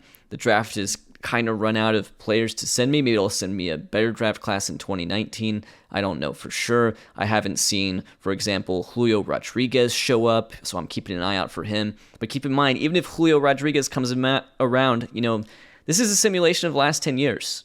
Julio Rodriguez has not played in the majors yet, so just keep that in mind. Okay, so it's time for a very jank first-year player draft.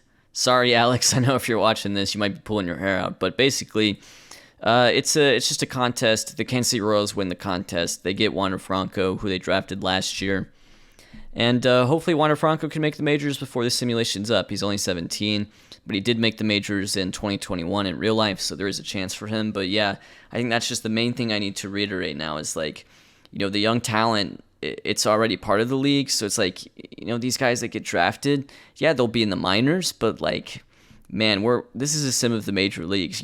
Typically guys that are drafted, in say 2018 or especially teenagers signed in 2018, not making the biggest of big league impacts by the year 2021, which is when the simulation is set to end. Wander Franco could be the exception to that rule. So let's draft for Kansas City. They pick Wander Franco. Great. Does no one else has a pick because this thing is just acting very weird. But yeah, that may be the end of the first-year player draft, not just for this year, but just as a concept. So somebody's got to get Wander Franco. We gave him to Kansas City. Sorry, Padres fans. I know that it hasn't gone great for you. You technically had the number 1 overall pick this year, but I did give Tatis a little bit of a boost. Maybe that helps you out just a little bit, but yep, there you go. First-year player draft is over. It was basically just a Wander Franco sweepstakes, and we are on to free agency. Again, I do apologize for the interventionist flavor of this episode. I was quite content to let things run earlier, but I've gotten a bit more confident in the editor now, and maybe that's coming out of me. The main solution to this would actually be to fill the draft full of fictional characters, but that's a big no-no for me. I want real people. No matter who you see in this league, if you don't know who they are or where they came from, they're a real person. Anyways, this was an interesting email. The people with the most major league service time that are still going, Aramis Ramirez has 21 years. He's by far the best, and he is turning in, a serious Hall of Fame career. If he plays next year, he could get to 3,000 hits, and I think he's going to play next year because he had a pretty good year. Albert Pujols is a free agent. He's played his last few years with Boston. He was a league average player last year. Sabathia actually had quite a nice season last year. 3.74 ERA, 2.9 WAR. Here's his career stats. He's up to 264 wins. He has thrown a lot of innings, goodness gracious, and over 3,000 strikeouts now. That's probably a Hall of Fame career for him. K-Rod. Here's K-Rod's stats. He's nearing 400 career saves. He finally gets a full-time closer role last year with the Dodgers. And Omar Infante still going strong. We've seen him win some Gold Gloves. Maybe still going strong was I spoke a bit too soon there, but he's still technically playing, although this could be the end of his career. All right, so top free agents right now. Brett Lawrie is number 1. The guy has just beasted throughout this save. So Brett Lawrie is the number 1 free agent. Last year, actually not his best year. He had some injuries as well. Concussion knocked him out 5 to 6 weeks. So he could be on a downward decline. I think his ratings have gone down a little bit. So that could be, as good as he's been, that could be a kind of an albatross to watch out for. Rendon is next up. I think I would rather sign Rendon than Lawrie at this point. Rendon had a great 2018. 8-WAR season for him. JD Martinez is a free agent. He's hit a lot of home runs lately. He's hit 97 home runs in the past 2 years. He's a beast. David Price is a free agent once again. We already covered one of his free agencies when he signed a pretty big contract with the Chicago Cubs. He has used his opt-out as he should. I mean, he's just been absolutely dominant in this save. Here's his career stats, a career 2.84 ERA. He's 33. Way to go, David Price, one of the best pitchers. Rizzo's a free agent. Okay, well, that might be the saving grace of one Daniel Vogelbach. Let's check in on Vogelbach. Like, how was his year? We talked about him as a 5-star man.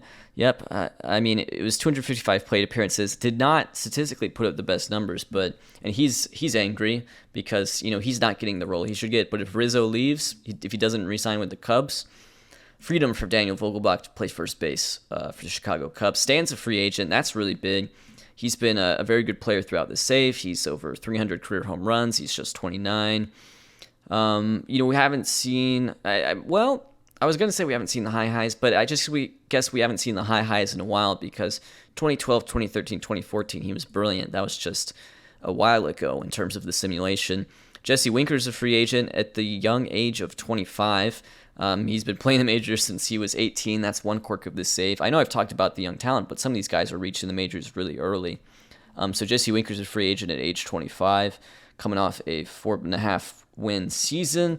He's a good hitter, good on-base percentage guy, good free agent, I think. So that's Jesse Winker. Miguel Cabrera, also a free agent. He's had, I think, some free agencies before that we've covered. Had a really, really good season last year. He's 35 years old, and he continues just to age gracefully, and I think he'll be a very attractive option for whatever team pursues Miguel Cabrera. We'll have to see who that is. Javier Baez is a free agent. He's kind of been a little bit up and down, but overall put together a pretty good career in this. He's one of those guys, again, got started really early, age 19 season with the Cubs, had 4-win season and a 5-win season here. Now coming off a season where he was like a league average hitter, but his defense, his base stealing is so good, he's still a very valuable player. Strasburg's a free agent. He's been pretty darn good throughout this simulation career, 3.07 ERA, 47 career F4. He is 30 years old. That's Steven Strasburg. Arenado's a free agent. We've talked about him some. So a lot of big names, honestly, in this free agency class. Arenado, a free agent. He's like a average hitter, but he's got elite defense. Brandon Crawford won a Gold Glove last year. Joey Votto, he's getting up there, potentially on the decline, but still a good hitter, leaving the New York Yankees.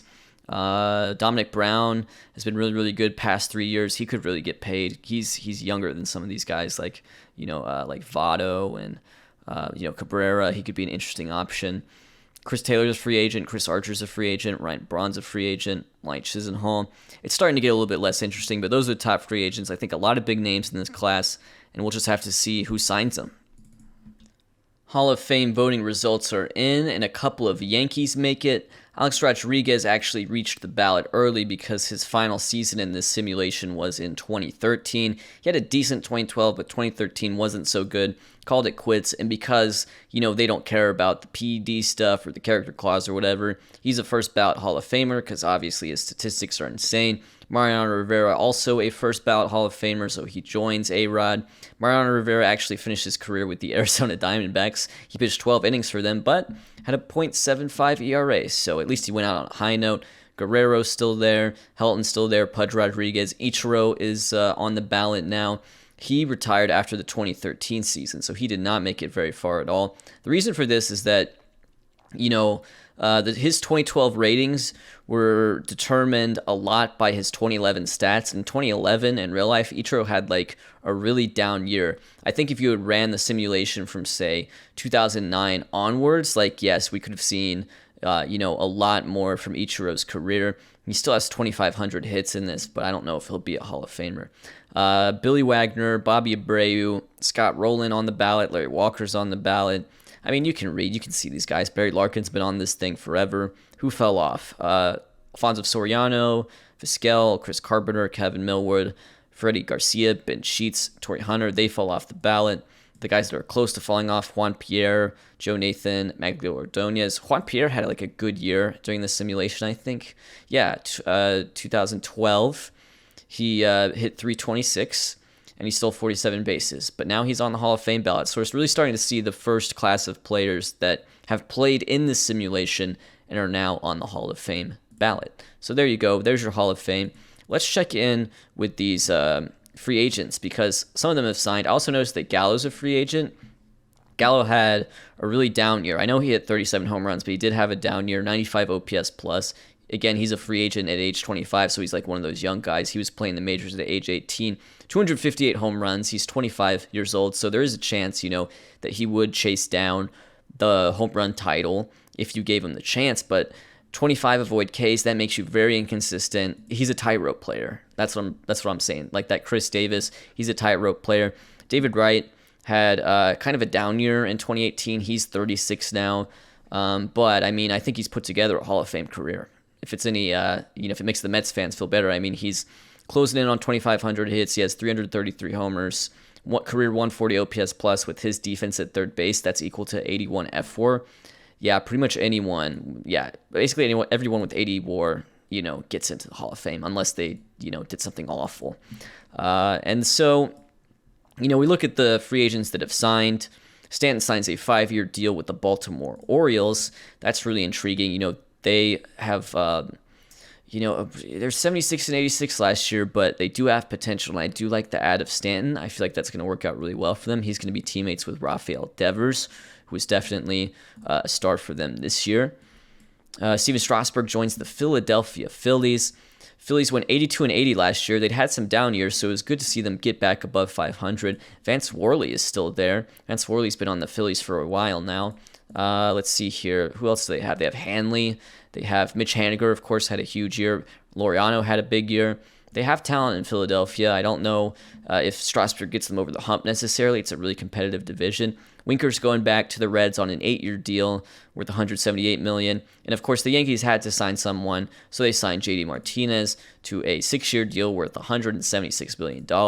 This is what the Yankees team looks like. They've added pretty much one big free agent every year. They added Felix 1 year. They added Hefner 1 year. They added Tulo 1 year. Oh my goodness, they have Miguel Cabrera too. Goodness gracious. Okay, and they have JD Martinez. So, spoiler alert, they also have Miguel Cabrera. We'll see the terms of that deal. Rizzo's joining the Reds, so he's joining a division rival. That does free up the spot for Daniel Vogelbach. Anthony Rizzo's been really good throughout this simulation. He had just huge years in 2015 and 2016. 2017 a step back, but then 2018 another really good year for him. So that's Anthony Rizzo joining the Cincinnati Reds. Rendon joins the Arizona Diamondbacks. So the Diamondbacks have been pretty good throughout this simulation. They did not win the division last year. Looks like the Dodgers, with their 99 wins, they're starting to take over. So the Diamondbacks say, hey, not so fast, my friend. We'll sign Anthony Rendon, and that may just keep them competitive in that division. Because I think Rendon is kind of the prize here, to be honest with you. All right, Brandon Crawford signed a 5-year deal with the Chicago Cubs. The Braves had him for a year. He had a really good year for the Braves. Chris Taylor, 5-year deal with the Tampa Bay Rays. Patrick Corbin got 6 years from the Red Sox. Patrick Corbin had been pitching for the Mets because he was acquired by the Mets in that John Neese trade, which turned out to be, I think, a great trade for both teams because Corbin was a pretty solid starting pitcher for the Mets. That Mets rotation starting to waver a little bit. They had a strong rotation at one point, but Harvey's gone, Hefner's gone, now Corbin's gone. Of course, DeGrom is still there. Let's see here. Where is... Arenado signs a 5-year deal with Detroit. Javi Baez signs a 7-year deal with Tampa Bay. So Tampa Bay actually really active in this free agency period. I did not see Miguel Cabrera. Oh, yeah, there's Cabrera's deal. 3 years, $65 million. I think that's a great deal. He will be 36 next spring, but you can't argue with the season he just had. His OPS was over 1,000. He would have been an MVP candidate, possibly MVP winner, if he hadn't missed some games due to injury. So way to go, Miguel Cabrera. Way to go, New York Yankees. At no point did the Yankees rebuild. They started with a really old team. They're still a really old team, but they just go out, they sign big free agents, and this is what their team looks like at the moment. It's just crazy. Hunter Dozier's really coming to play here. He's such a huge star, but this lineup is very, very, very scary, and this pitching is good enough. I'll put it that way. Felix, Hefner, and Sabathia, good enough. So that's a look at free agency right now. I think we should also look at trades, see if there have been any interesting trades that have gone down this offseason. So this hasn't been the most interesting of off seasons in terms of the trade market, although it did open with a pretty interesting trade. The Braves have acquired Micah Johnson from the Toronto Blue Jays. In return, they sent Julio Teheran. They also sent this prospect Juan Gonzalez and a lot of cash. So Blue Jays, they get some cash. It's an aggressive trade because Micah Johnson has 1 year remaining on his deal. His rating's truly not the best. You know, the hitting ratings do not suggest this is a guy who could have a 139 OPS plus season, but that's the season he just had. He's coming off a 5.6 WAR year for the Toronto Blue Jays, also led the league with 50 steals. Maybe the talent change randomness hit him. Let's see what's his history like in terms of the ratings. You know, maybe a little bit, but wow. I mean, Micah Johnson, I think the Blue Jays, their perspective is we're selling high. The Braves' perspective is, you know, we're going all in here. We want to win another championship. We'll see how that works out. Got a swap here between Milwaukee and Cleveland, and this seems a little bit sort of salary dumpy to me. You know, it seems like Cleveland definitely won this trade in my opinion because, you know, the Brewers, they send Tommy Hanson, they send Tommy Edman as well, and they send $14 million in cash. Would you say that's crazy? But, you know, part of it is I think the last 2 years here on Tommy Hanson's deal, it's like they're covering half of that. Tommy Hanson's been like an above average innings eater, I should say, in this save. Of course, he is sadly deceased in real life. And then, Cleveland Spiders receive him, so I think that's helpful. They also get Tommy Edman. That could be a useful utility guy. And the Spiders give up Mark Huberman, you know, who looks like he could be a pretty good reliever. Not sure if he has enough stamina to be a starter, and he only has 3 pitches. Sometimes, you know, starters really benefit from that 4th pitch. And Jordan Austin. I really like this trade for Cleveland overall. I think it's a good trade to get Tommy Hanson. And then another trade here, also involving the Milwaukee Brewers. Carlos Gomez is back with the Milwaukee Brewers. He started this simulation, of course, with the Milwaukee Brewers in exchange for Melvin B.J. Upton, who joins the Cubs. Carlos Gomez has had an interesting career in this. In 2012, which was the first year of the simulation, he went absolutely ballistic, 7.4 WAR, 120 OPS plus. He was just playing great defense. In center field, he had 38 home runs. He ended up signing a pretty big deal with the Chicago Cubs, and I would say generally just kind of underperformed throughout that deal. And here he is. This is his last year of the deal, where he's set to earn $11 million. The Cubs are retaining 45% of that contract. The Cubs basically salary dump, and maybe Upton's getting money too. Yeah, so it's kind of like salary dump for salary dump, if that makes sense. You know, what the Brewers get in this situation is, you know, once Gomez is done with this year, all that money's off the books, whereas the Cubs kind of spread out the dead money, if that makes sense. Well, no, I mean, yeah, it's a team option in 2020. They're just doing a little bit of salary dump stuff, but it's 2 interesting players for sure because Upton and Gomez, I think, both capable of being average starters. So yeah, that's your look at some of the trades going around the league. We should also check out sort of the winners and losers of the offseason in terms of WAR added or WAR subtracted. Before I do that, though, just a bit of a heads up. Joey Gallo is joining the San Francisco Giants. That is going to be a 3-year deal worth $32 million. Looking for David Wright. By the way, Albert Pujols joins the Washington Nationals, so he's going strong. Where's David Wright? Who did David Wright sign with? Maybe I'll just search up David Wright's name here real quick because I can't seem to spot it. David Wright joining the Texas Rangers. This is for actually a 3-year deal worth $22 million. So David Wright joins the Rangers. His career's still going. His batting stats look nice. The fielding stats, though, I almost feel like he should maybe try to play first base for them. Who's their current first baseman? Brandon Belt, who they also just signed. Who's their DH? I ask. Ryan Braun. Okay, so it's going to be interesting to see how can these Texas Rangers sort of align themselves defensively. Who's going to be the odd man out, if there is anyone an odd man out? They also have this guy, Tommy Mendonca, who has 70 home run power. Hello, is this like I don't know who this guy is. He's 30 years old, but 70 home run power. Way to go, Tommy Mendonca. So there you go. That's where the Texas Rangers are at. Kind of a weird team at the moment. But yeah, David Wright joins them, and now we can look at your off-season winners and losers by WAR added and subtracted. Top 3 teams, Red Sox, Rays, Cardinals. So let's check out the Boston Red Sox. They add Joey Votto via free agency. They add Chris Archer via free agency. They add Eric Thames, who is just... Eric Thames has just been kind of underrated throughout this save. I feel like I haven't talked about him enough, but he's just a very consistent, solid player. Also had that huge 2015. And it seems like it seems like where he goes, like the team he's on wins. They succeed, they become a playoff team. Patrick Corbin, they also add, this is a really nice offseason for them. They do lose Locke and Pujols, and they lose Kenley. And you say, the thing with Kenley is like, really ever since 2014, he's just kind of been he's an above average reliever, but considering how good his ratings are, he hasn't really quite made it happen. So there's Kenley. Kenley's a free agent. Kimbrel's also a free agent. He seems doomed to sign one-year deals, even though he's been maybe the best reliever throughout this save. Tampa Bay Rays at Baez. They had Chris Taylor. They were very active. This is a lot of money for the Tampa Bay Rays to be spending. And, the best player they lose is a reliever. It's Jake McGee, who's been good throughout this save. But, yeah, they don't really lose like a full-time player or anything like that. The St. Louis Cardinals have added WAR, which is just kind of scary to think about. They lose Chris Archer to free agency. He joins the Boston Red Sox, but they do make some sort of depth signings. Wade Davis, they can add him to the rotation, or they can add him to the bullpen if they want to. And they add Brian Morris. And Brian Morris has been just an absolute mad lad in this sim. A career 2.34 ERA for Brian Morris. That's a 1.74 ERA plus.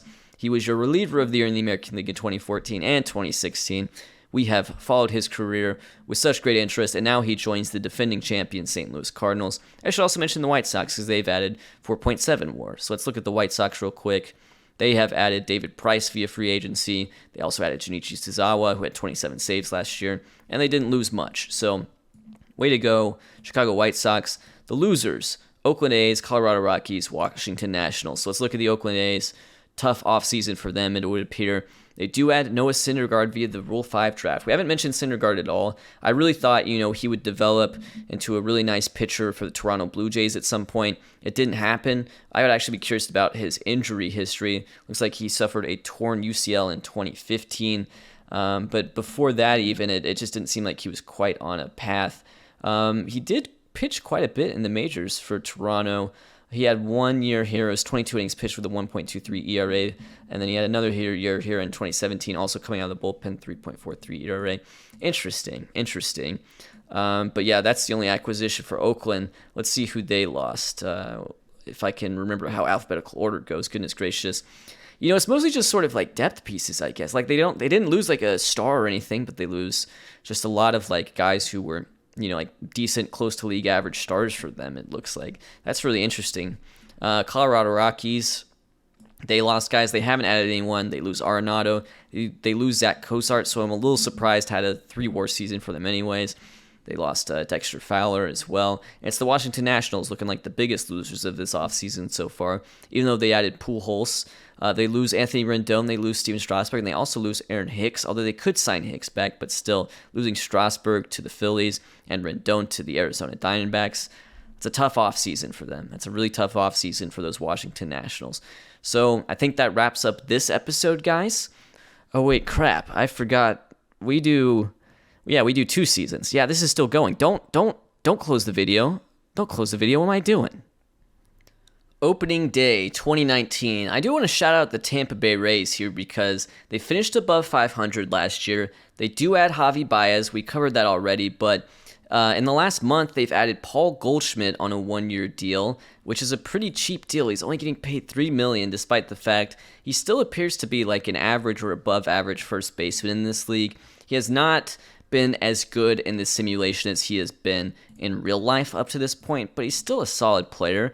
And they also added Denard Span, who I think is a good sort of like budget center fielder for them. He was a 3-WAR player last year, so way to go Tampa Bay Rays.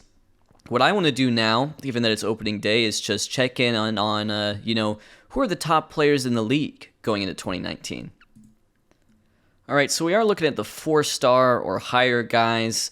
For the batters, Corey Seager's a 4-star guy. He's been really good in back-to-back seasons after coming back from a major injury. Miguel Sano is still here. He did not have as good a 2018 as he did 2017. In 2017, he had a year that would have won MVP some years. However, Mike Trout went absolutely ballistic. Hey, here's a new face. Shohei Ohtani's here. He's a 4-star player. If you set him to starting pitcher, he's a 2-star starting pitcher with 2.5-star potential, but It looks like he may just emerge as the replacement for Paul Goldschmidt because he's currently listed as a first baseman, and he's in the Arizona Diamondbacks system. So way to go, Shohei Ohtani. We may get a glimpse at Ohtani this year, even if it's not as like a two-way player. He may kind of like the bullpen, but we'll have to see. Mike Moustakas, he's up there. He's just been absolutely monstrous like the last 3 years, and he was still doing really good before that. But I mean, Moustakas has been an absolute stud in this save. McCutchen's still a 4-star player. He had a really good year in 2018. He hasn't always had really good years, but he had a really good year in 2018. Hayward's a beast. I mean, Hayward's just a beast. He's 29 years old. He has 56.5 career WAR. He has 7 WAR every year, basically. Way to go, Jason Hayward. I mean, that is just an unbelievable, consistent level of performance. Bryce Harper's a 4-star player. He had a 6-WAR season last year. Haniger, we saw that breakout with the Phillies, had a phenomenal year. Hunter Dozier, star. Josh Donaldson's here. Did we talk about Josh Donaldson's year at all? Because it looks like Josh Donaldson actually had the exact same year. So he's still having that year. He's kind of like Groundhog Day. I feel like Josh Donaldson lives in Groundhog Day. He goes out, he has this year, and he's like, yep, I feel like I've done this before. Christian Yelich is here. Christian Yelich, the reigning MVP in the National League. 7.6 WAR season last year, 170 OPS plus. Great center fielder as well. Trevor Story, these are now 4.5-star players, by the way. Trevor Story, still playing second base for Colorado. What do they have going on in the infield now? Juan Miranda is their first baseman. What happened to Jose Abreu? I'll have to check in on that. Joey Wong is their shortstop. You know what? I'm just going to come out and say it. This probably is not the Rockies' year. Where's Jose Abreu at? They have him, okay. Looks like he was sent there just to like rehab or something. He'll be back up. So that's all right. But still, Trevor Story, he's seen Arenado leave. He's seen Cargo leave. It's a shame. Let's see. Rendon, he's great. Real Muto, huge year last year, maybe asserting himself as the best catcher in baseball. We'll just have to see if he can follow up on it. Jock Peterson has been monstrous like the last 3 years, 7-8 WAR seasons. He's really good defensive center fielder and really good base stealer in this, which is not the Jock Peterson we know and love. But hey, I'm just letting it happen, baby. It's a lot of fun. Omar Narvaez had, what some would consider probably a breakout year last year. He's a 4.5-star catcher. Defense, maybe not his forte, but he's a great hitter for a catcher. JD Martinez is here. He's a beast. Joins the Yankees for the first year. Jason Leb is doing a great job. He had a 5.7 WAR season last year. I still think there's potential for better. That's how good I think he is. Brett Lawrie joins the Cubs. That's a huge signing for the Cubs. I mean, he's just... The ratings have come down a little bit, but I mean, he's basically Manny Machado. Daniel Vogelbach, finally Daniel Vogelbach. I know, he's the starting first baseman for the Cubs. He's hitting third. We get to see him for a full season. And he's a 5-star player. The other 5-star players, Betts, Bregman, and Trout. Here's Trout, unbelievable career. Here's Alex Bregman. He's been a very good player for the Padres, a team that has not been very good. And here's Mookie Betts. 2 really good seasons back-to-back for Mookie Betts. Could have been a better season last year if he hadn't gotten injured, but he's a 5-star man, and he's a second baseman, not a corner outfielder. All right, here are your top pitchers. Brandon Woodruff, 2-time Cy Young Award winner. He could go for 3 in a row here. The 3-peat, be interesting to see. Aaron Nola's hurt. Oblique strain, uncertain return date. Chris Sale's up here. He's still pursuing that Cy Young Award. He's pitched so well throughout this sim, but no Cy Young Award for Chris Sale. Chris Bedlin has a Cy Young Award. He won in 2016. And he has 2 World Series rings. He won 1 in 2015 with the Braves and 1 in 2018 with the St. Louis Cardinals, his first year there. Mike Leake's there. He's been really good for Minnesota. He was also really good for Cincinnati. I mean, let's look at his career stats because he's up to down to a 3.57 career ERA, which is really nice, and a lot of innings pitched. Way to go, Mike Leake. He's been really good these last few years. Matt Latos, kind of a similar story, although not the best of years necessary last year with Boston. Jack Flaherty has finally become the ace for Toronto. Jacob deGrom. Okay, we didn't talk about deGrom last year. 5-14 record, by the way. Ouch, not great. 4.25 ERA.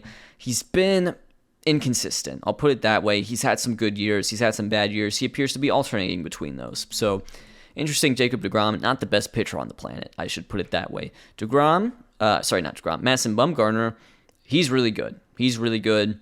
He won that Game 6 clincher for the Cardinals despite missing basically the entire playoffs otherwise. Walker Buehler, I think he's really come into his own. He's definitely a stud pitcher for those Pittsburgh Pirates, which has They have a lot of good young pitching. He's the best they have, I think. David Price has been really, really good. He joins the White Sox, so he moves cross town. I should have mentioned that. He's moving cross town, but he's been an absolute beast throughout this save. Really fun to watch. And Felix Hernandez, for the first probably 4 or 5 years of this simulation, was without a doubt the best player in the simulation. Now it's Mike Trout, but Felix, really, really excellent. Let's talk about his career pitching stats, because he's up to 85 WAR. He's closing in on 200 wins. I think there's a good chance he'll get that this year. And Clayton Kershaw. Here you go, Clayton Kershaw. Clayton Kershaw has won 2 Cy Young Awards in a row. He's up to 4 total for his career. And yet, you could argue that he was better in real life. That's how good he is. It's pretty close. But you got to keep in mind, he did miss that 2015 season. It's pretty close. That's how good Clayton Kershaw is, both in real life and in this game. So there you go. Those are the top players in the league. Let's talk about top prospects. Here's your top prospects in MLB. Fernando Tatis Jr. I edited him, but I only edited him a little bit. He was the top prospect last year, too. He made the majors for a little bit in 2018, played 10 games. Didn't play particularly well, but now it looks like he's set up. Now it looks like he's going to be, a Rookie of the Year candidate, hopefully, for San Diego. And he'll be playing second base, it appears, for them. So he's the number 1 prospect, has not used up his prospect eligibility. Wander Franco is second. His ratings have come down a little bit to what I sent him to, but he has high work ethic. He's only 18. I have a feeling we'll see him in the majors before this save is up, which makes me happy. Keston Hiura is the 3rd prospect, also picked 1st overall by the San Diego Padres. I think, the development has been slow on him. He's 22. He's only a 1.5 star, and he's been on these top prospect lists quite a bit. I don't know how to say this guy's first name. I've seen him before, in real life. But Perez over here was a 29th round pick. He's a starting pitching prospect for the Minnesota Twins. It would be fun to see him succeed. We've seen a lot of these guys. Big stuff, not a lot of big control. Trevor Rogers was a guy that I edited. He had a good year, good pro debut last year. He is also in the Padres system, so the Padres need to just get these guys in the majors. Goodness gracious. Their majors team stinks, so they got to have room for these guys, Cody Stashak. I like Cody Stashak. He is a prospect for the Red Sox in this, and actually looks like he could be really good. Again, the game seems to be spitting out high stuff, low control guys. Grayson Rodriguez, who I did edit, he would be considered by some right now in real life to be the top pitching prospect in all of Major League Baseball. And he is in the Giants system, and maybe he'll pitch in the majors this year. Tyler Dearden, I did not edit. I don't know much about Tyler Dearden, but he's there for Seattle. O'Neal Cruz, I did edit him. I did make him a lot better.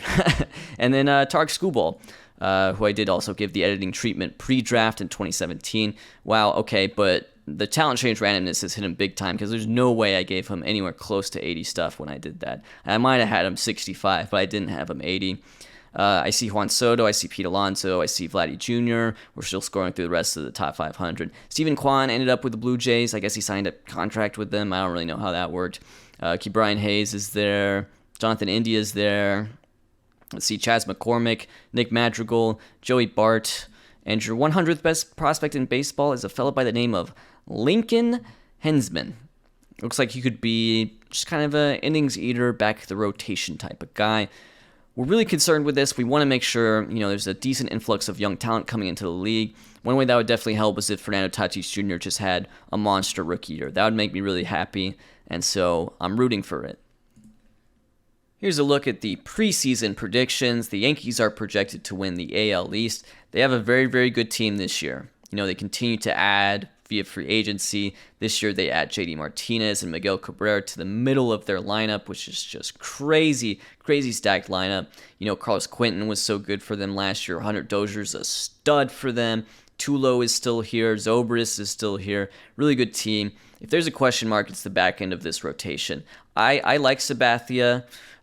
Vince Velasquez hasn't necessarily had a good season for them yet. And then Nick Barnice, not sure if I'm a fan of that. If that's the weakness, it's the back of the rotation for sure. Boston Red Sox projected to win 90 games. That would be huge for them. They could be in contention for a wild card spot. And, Matt Latos didn't have the best of years last year, but he's still a very good pitcher ratings-wise. They add Chris Archer. They add Patrick Corbin. Oh, they have Josh Johnson, too. I kind of forgot they had Josh Johnson. Josh Johnson did not have a great year for them last year in terms of ERA, but, the FIP led to a 4.0 F4. His stuff is definitely diminished. Look at his pitching repertoire. He's definitely diminished, but throughout this save, he's been one of the better pitchers for sure. He's been a lot of fun to watch, particularly his years with Detroit, I would say. And Jeremy Hellickson, this is a decent enough rotation.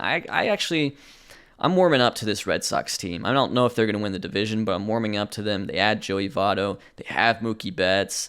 They have Michael Conforto. I don't feel like I haven't said Conforto's name a lot, but he's coming off a 4-WAR 130 OPS plus season, and he was an all-star. I must have just missed that. Acuna, I gave him a bit of an upgrade. It was really subtle, though. His upgrade, Soto's upgrade, and Tatis's upgrade, really subtle. Bogarts is here. He was Rookie of the Year in 2014, but he has not developed into the Xander Bogaerts we know and love. In fact, he's kind of a bizarro Bogarts where he's an elite defender and maybe not the best hitter. That is bizarro Bogarts right there. All right, so Twins projected to win the Central. They were a really, really good team last year. Almost won the World Series. They were up 2-0 on the Cardinals and then got reverse swept. Tigers projected to finish second. I want to check in on the Tigers because they added Pedro Alvarez a couple years ago to play third base for them, and his defensive ratings at third base are outstanding. They are absolutely outstanding. Even though he didn't hit very well last year, absolutely outstanding ratings at third base, far better than he ever played the position in real life. And yet, now they've signed Nolan Arenado, and Nolan Arenado is better. Defensively, that is. So, kind of an awkward personnel grouping here for the Detroit Tigers when you have a great defender DHing. Houston Astros projected to win the West. They've turned into, I think, almost, you could call it a perennial playoff team. I think they made the playoffs each of the last few years. That's the Houston Astros. Angels could be up there as well. I know people are rooting for them. Among the top hitters, you see Trout, Voit, Betts, Stanton. This guy, Taylor Lindsay, is projected to hit 55 home runs. By the way, Voit projected to hit 61. Not sure if that's going to happen. This guy, Taylor Lindsay, who I haven't seen before, he has a very home run or bust plate approach, but he has 75 home run power, and he's a second baseman for the Kansas City Royals, picked out of the Rule 5 draft in 2016. I haven't even covered the Rule 5 draft in this because I just didn't think it was that interesting. There just haven't really been second basemen in MLB history that have a profile quite like this. So he's a really interesting player, Taylor Lindsay. And you know what's great about this simulation? He's a real person. I couldn't tell you about him. I couldn't tell you much about his baseball career, but Taylor Lindsay's a real person, and he's looking like a fearsome power hitter at second base. David Price, King Felix, Mike Leake, Jack Flaherty, Chris Archer projected to be your top pitchers in the American League. Move on here to the National League, where the Miami Marlins projected to win 100 games. And I really liked this Miami Marlins team. They did not win their wild card game. Maybe if they win the division, this could be, they could make a title run. I mean, I really like this front end of their rotation now. Cavanario is really good. CJ Wilson's really good. Obviously, Jose Fernandez is good. I feel like that goes without saying. And their lineup's really, really nice. Lonnie Chisenhall left, and so Ryan Healy's going to play third base for them. He may be a weaker spot in that lineup, and they also lost their right fielder, Giancarlo Stanton. I had to think of a little bit about who that was. So a couple losses to a really good lineup right there. Hopefully they'll be able to stay afloat with that. Cardinals projected to win 100 games. They're defending champs. They got a great team, man. They have a really, really good team. Los Angeles Dodgers projected to win the West with 105 games, projected to be the best team in baseball. Not sure if I see it, but I do like the add of Dominic Brown. He has been great each of the last 3 years. So, by the way, your top players projected for the National League: Bregman, Matt Adams, Matt Olson, Daniel Vogelbach. He's free. Daniel Vogelbach is free. He gets to play first base every day. And Christian Yelich, defending MVP, Kershaw, Sale, Bumgarner, Alex Wood, and David Parkinson. Okay, I don't know much about David Parkinson, but the game seems to really like him in the preseason prediction, so maybe we'll keep an eye out for him. He is a 23-year-old pitcher for the San Francisco Giants. I also want to look at German Marquez here because, he was the top pitching prospect, I think, for a couple years even, and he had a good year coming out of the bullpen in 2016, but efforts to transition him to starting pitching have not gone well. He's still only 24. I'm rooting for him. I'm rooting for German Marquez, and, the preseason predictions seem to like him. They seem to think he'll be one of the better pitchers. 273 projected strikeouts. Man, if he does that, that would be swell to see. We're here on May 31st, 2019, first couple months of the season in the books. Team with the best record in baseball is the Los Angeles Angels. What a team they have really turned into in this save. I know people are really rooting for them to go out there, win a World Series. They haven't done it yet. They've gotten close, and this looks like another strong team. They have a 9.5 game lead over the Houston Astros, who are no slouches at all. Astros have been pretty good too, but the Angels seem to get the best of them, at least in the regular season. Mike Trout, gross, man. Just a gross start to the season. I almost don't want to look at it. Mike Moustakas, also a gross start to the season. Ryan McMahon batting .366. Like, these three batting in a row, it just generates so many runs. This team has an .878 OPS as a team. As a team, they have an .878 OPS. It doesn't even matter that, the front end of the rotation isn't doing the best. They're 38-12. They just score on everybody. It's a crazy team at the moment. Will they keep it up? I'm not sure. It's only been 50 games, but wow. Marlins have the best record in the National League. I really like this team. They may have what it takes to win the pennant. We'll have to see. Nationals and Braves second and third, respectively, in that division. Padres lead the NL West. I'm shocked. I am shocked considering how bad they've been. I believe they had the worst record in baseball last year, and then we didn't even let them have a pick in the draft because it was all weird, and we were like, well, the Royals really should have had Wander Franco. They weren't able to sign him. Now they're first place in the NL West through 50 games. They are fourth in runs scored in the National League, and they are seventh in runs against, so I can't even really call it a fluke. I mean, they do have a positive run differential. It's insane. Fernando Tatis Jr., who we're talking about, not just having a great rookie, could be an MVP candidate if he keeps this up. Alex Bregman's also could be an MVP candidate. He's on pace for 58 home runs. I mean, this is early going. They're first place with a lot of good stuff going their way, but it's really something to witness. I mean, Adam Warren, who's rated as an average pitcher at best in this game, has a 2.13 ERA. So, I'm not sure if they're going to hold on necessarily, but this is really the first time we've seen the San Diego Padres play very well.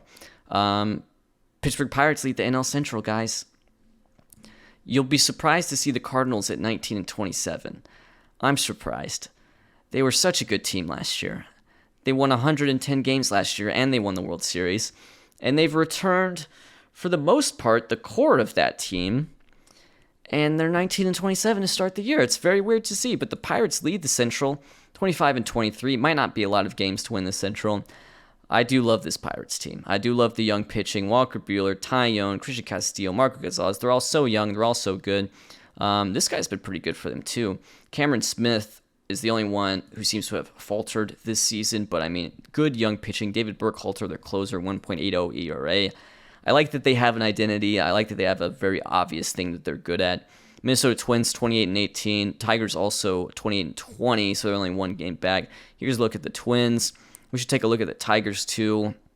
They just have a weird team. Now Logan Morrison's DHing for them. I totally forgot they have Cargo, but Cargo was actually having a crazy start to the season. It looks like he's day-to-day. But yeah, I mean, it's a weird team. I kind of like them, but it's a weird team. Yankees, they do lead the East, but it's by half a game. Red Sox are involved, and I still kind of like this Rays team. They had a really nice offseason. They added Paul Goldschmidt, and this was such a shrewd deal, 1 year, $3 million, and look at the season he's already having. I mean, goodness gracious, Paul Goldschmidt. Could be a career year for him if he keeps it up. One more thing that caught my eye, the Seattle Mariners have the worst record in baseball at 12-36. We saw this team win a World Series, and yet when you click on them, pretty much no one who helped them win the World Series is actually there. Chris Davis is there. That's kind of interesting. He's not having a good year, but he did reach 300 homers last year. And Tyler Dearden, who is one of the top prospects in baseball, he's having a nice start to the season. Maybe he'll be a Rookie of the Year. Maybe this rookie class in general will be stronger than it's been the past couple of years. That is something that I would like to see. Here are your stat leaders so far. Trevor Story leads with a .391 average. Trout leads RBI, on-base, slug, OPS, WAR. runs. Moncada leads stolen bases. He's playing for the Phillies, first baseman. So that's a look at the offense. And pitching leaders right now, Christian Castillo of those Pirates has a 1.81 ERA, and he's the best. And then Adam Warren out of nowhere, 2.13. Walker Buehler, okay, 2.25. I like those Pirates. They're fun. Alex Wood. Andy Beltre, okay, so that's another big ad for the Marlins there. I didn't realize Andy Beltre was having such a good year. Now I kind of like their top four. And James McDonald's their fifth. He's having a really nice year.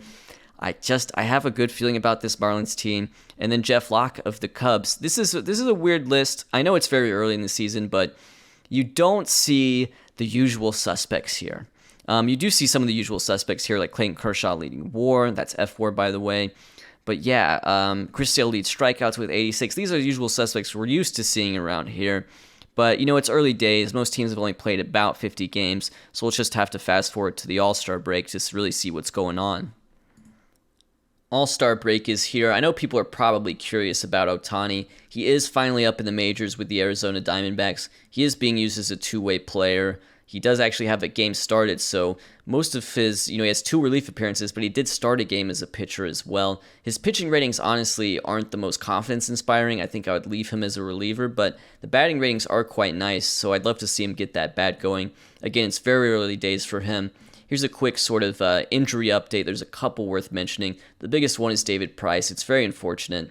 He had been such a good pitcher throughout this simulation, and yet in April, ruptured UCL. That's going to be a Tommy John for him. He's going to miss the rest of the season. Chicago White Sox had just signed him to a very big contract, 5 years, 140, although that last year is with a vesting option requiring 180 innings pitched. But it's such a bummer because he's been so good and so consistent and so just every year with this guy. Every year, the ERA was below 3. He was giving you volume.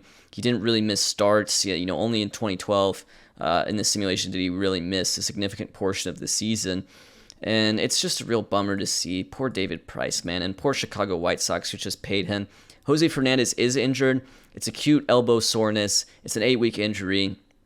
Given, that the Marlins are in the middle of what could be a dream season for them and they're up 14 games, it's a relief. We want to see Jose Fernandez pitch in the playoffs, and so this does not end his season. He'll be fine, and the Marlins have such a big lead in the division. I think they'll be fine too, but we'll have to see on that. So that's your injury update. Let's check out the statistical leaders. Here are your statistical leaders around the league at the All-Star break. Some really interesting stats coming up here. Wander Franco is leading batting average. He's 18 years old.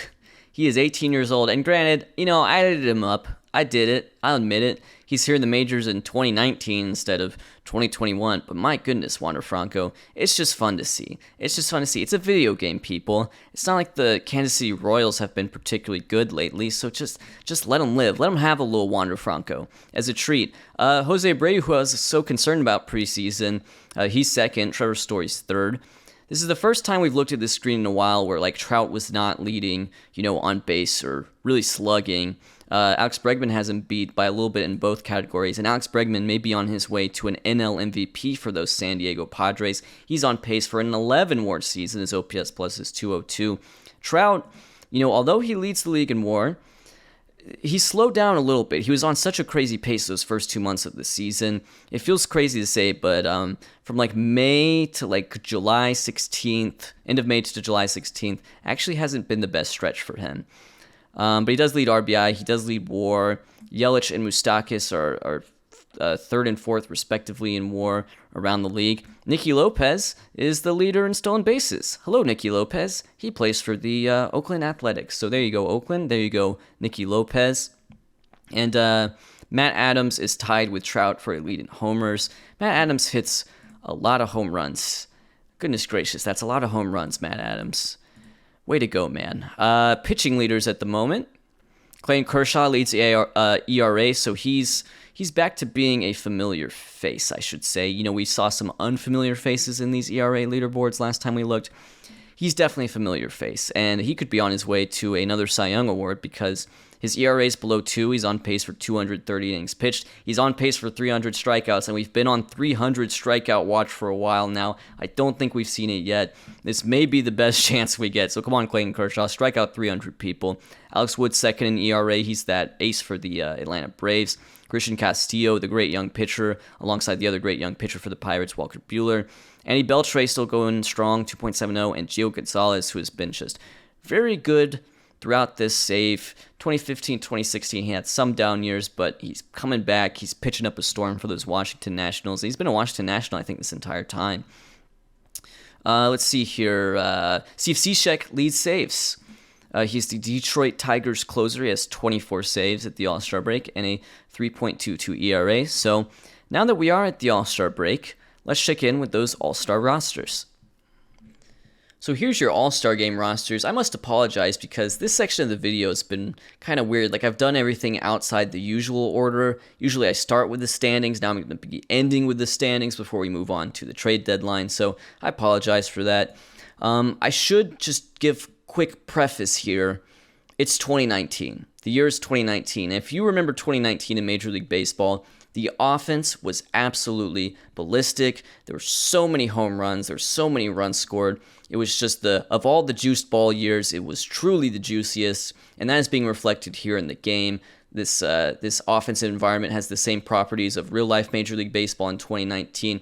So when you look at a guy like Luis Cruz representing the Houston Astros with a 4.03 ERA, you should respect the fact that that's a 121 ERA plus. Let's keep that in mind. Felix Hernandez with a 3.35 ERA. That's a 145 ERA plus, okay? Respect King Felix. Mike Leake actually gets to start with a 4.23 ERA, which is absolutely insane, but he's been really good in previous years, so his reputation seems to be helping him out here. But yeah, that's really interesting to see. Jared Parker's back in the All-Star game. This is his first All-Star appearance since 2016. He was also an All-Star in 2012.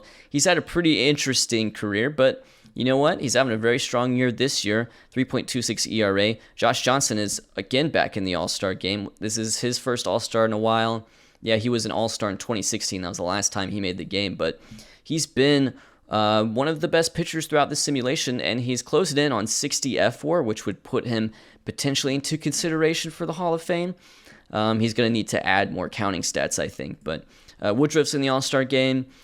He's going for his third straight Cy Young award. Don't know if he'll get it. Luis Amaya, this guy, I noticed him very recently. He's like a stud relief prospect. I mean, goodness gracious, look at this guy. I know he has a 4 ERA, but the strikeout potential is absolutely monstrous. Vizcaíno, leading vote getter among American League relievers. Richard Rodriguez, who's been a very strong reliever as of late for the White Sox. He's here. Let's see who their starting catcher is. Oh, Omar Narvaez gets the start at catcher. Gary Sanchez is also here, even though he's not having the best of years. But Omar Narvaez appears to be following up on what was a really, really good 2018. First baseman, here's Bobby Bradley.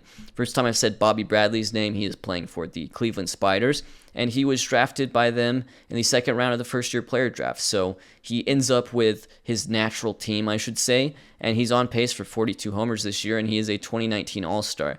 I know Fuzzy's a big fan of Bobby Bradley. Paul Goldschmidt's back in the All-Star game. It's his first All-Star appearance since 2016 and only his second total in the simulation and in his career. He's having a great year, on par with his 2016. He had a couple years in between, but great signing for the Tampa Bay Rays. I like those Tampa Bay Rays. McMahon is the starter. Votto's having a great year. Votto's having a terrific year. He just continues to play well. I was a little bit afraid that he was starting to fall off after that last year in New York, but he joins Boston of all teams, and he's looking very strong, closing in on 300 homers and 2,000 hits, and those are, good counting milestones if we're talking about a Hall of Fame candidacy. Mookie Betts is having a great year. He's hitting 345. He's your starting second baseman in the All-Star game. Wander Franco's here. Tulo's here as well. Tulo, it just seems like he's pretty perennial at this point, but I've been afraid of Tulo slowing down, and he's had maybe slowed down a little bit since he left Colorado, but he's still a really, really, really good player. Josh Donaldson's here. Josh Donaldson is having, he's having the Josh Donaldson year. He's having that year he always has. Gotta respect him for it. He is the most consistent player I've ever seen in my life. Mike Moustakas is here. He's having a monster year. We'll talk about the Angels later. Ryan Braun gets the start. Wow, Ryan Braun's back in the All-Star game. This is his first All-Star game since 2014, and he's having a career year in his first year for the Texas Rangers. This is his best year maybe since 2011, maybe since that 2011 MVP. I mean, if he keeps this up, this is going to be his best year of the entire simulation we've done. So way to go, Ryan Braun, and way to go, Texas Rangers. I wasn't sure about that signing, but that's working out very well. Matt Kemp with Toronto. Ooh, he's injured, sadly. Torn abdominal muscle, so he's not going to be able to play in this game, but he's been having a great year. Kyle Schwarber's here. He's also playing for Texas. Max Kepler. I think this is Max Kepler's first All-Star game. He's going to be center fielder, although, of course, Trout gets the start because he's a monster. Cargo's back in the All-Star game.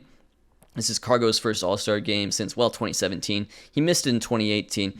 Cargo had an amazing career with the Colorado Rockies.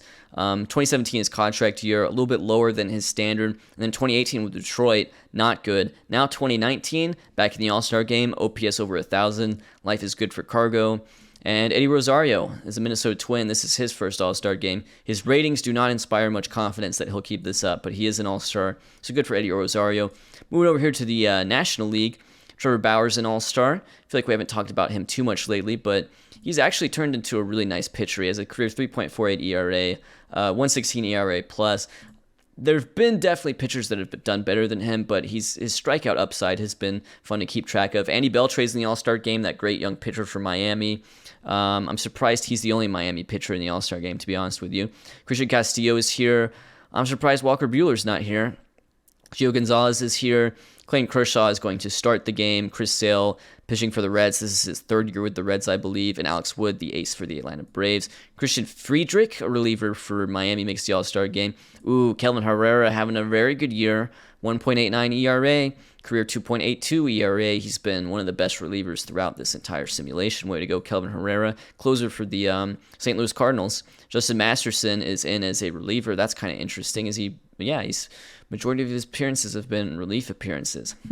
Interesting. This guy Tyler Heineman, who I think played for did he play for the Giants or something in real life? I know I've seen him on a few teams, but he's an all-star for the Milwaukee Brewers, kind of out of nowhere.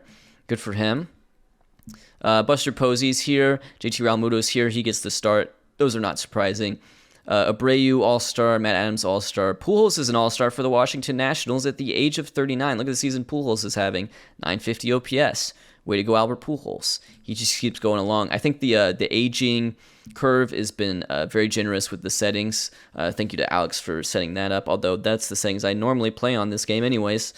Freddie Freeman's here. Hanley, Anthony Rendon, Trevor Story, Alex Bregman. Lonnie Chisenhall in his first year with the Mets is an all-star. Jake Lamb is an all-star for the Arizona Diamondbacks. Way to go, Jake Lamb. He's on pace for 36 homers in a 6-WAR season. That's his first career all-star game. So way to go, Jake Lamb. Brett Lawrie in his first year with the Cubs. He's an all-star. Starlin Castro's back in the all-star game. Tatis makes an all-star game. This is his first all-star game. He's on pace for a 6-WAR season. Could be rookie of the year for sure. Dominic Brown. Wow. Dominic Brown must just be the new face gen. But I mean, this is 4 years. He's been really, really good. Really, really good. Way to go, Dominic Brown. Really nice peak to his career. Bryce Harper's back. Ramon Laureano is here. He had a nice breakout year last year for the Phillies. Now he's doing even better. Hayward's back in this game. Christian Yelich is having a very big season. He's on pace for 9.4 WAR. Could he repeat as National League MVP? We'll just have to see. I mean, I feel like, look, it's like history repeats itself. So hopefully he just doesn't break his kneecap this time. And Carlos Gomez, we talked about him. We talked about that trade. Back in the All-Star game. Doing great for the Milwaukee Brewers. I guess just Carlos Gomez's thing is he's like, yeah, I can play well, but I'm only going to do it for the Brewers. If you make me play for someone else, I'm not going to do that good. But he's back in the All-Star game. First All-Star game since 2012, which was the first year of this simulation. Wow, so that's a lot of fun to see. Let's finally check in on those standings. So sorry about the delay. All right, here's your standings at the All-Star break. It is the Angels and Marlins, best teams in their respective leagues. I would love this to be the World Series. It would be so fun to see Miami's pitching, they have great pitching. This is their 5-man rotation. Everyone's below a 4 ERA in what is a very high offensive environment. I know their ballpark isn't, but the league is. Jose Fernandez is out, but when he comes back, of course, they'll be even stronger. Really like this Marlins team. Their pitching versus the Angels offense would be a joy to watch. The Angels have scored 535 runs already. The middle of the lineup is just insane. McMahon, Moustakas, Trout, absolutely insane. I would just love to see them face off against each other. They both have 14-game leads in their divisions, so that seems pretty secure that they're both going to be in the playoffs at the very least. Twins have a 3.5-game lead over the White Sox. Huge bummer for the White Sox to lose David Price because that's going to really hurt them down the stretch here.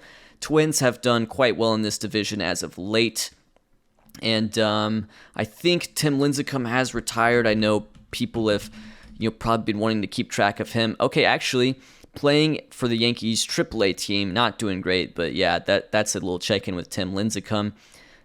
They have Sano in their lineup. He's been really, really good throughout this simulation, although yet to reach the heights of that 2017 season. My goodness, he was so good this year.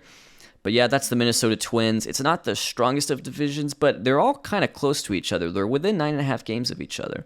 Even those Royals who have been so bad, they're close to 500, and I think that Wander Franco has been a big help on that. Blue Jays and Red Sox tied for first in the East. Yankees kind of underperforming. Yankees below 500 at the moment, so they're in trouble. I'm personally rooting for the Rays because I like their offseason, but I could also be down for rooting for Boston. Boston has a pretty fun team. I kind of dig it. So there you go. That's the American League. Pirates lead the Central. As you all know, I'm a fan of this Pirates team at the moment. I just do. I like the young pitching. I like that they have a thing that's very identifiable. They don't have a good lineup.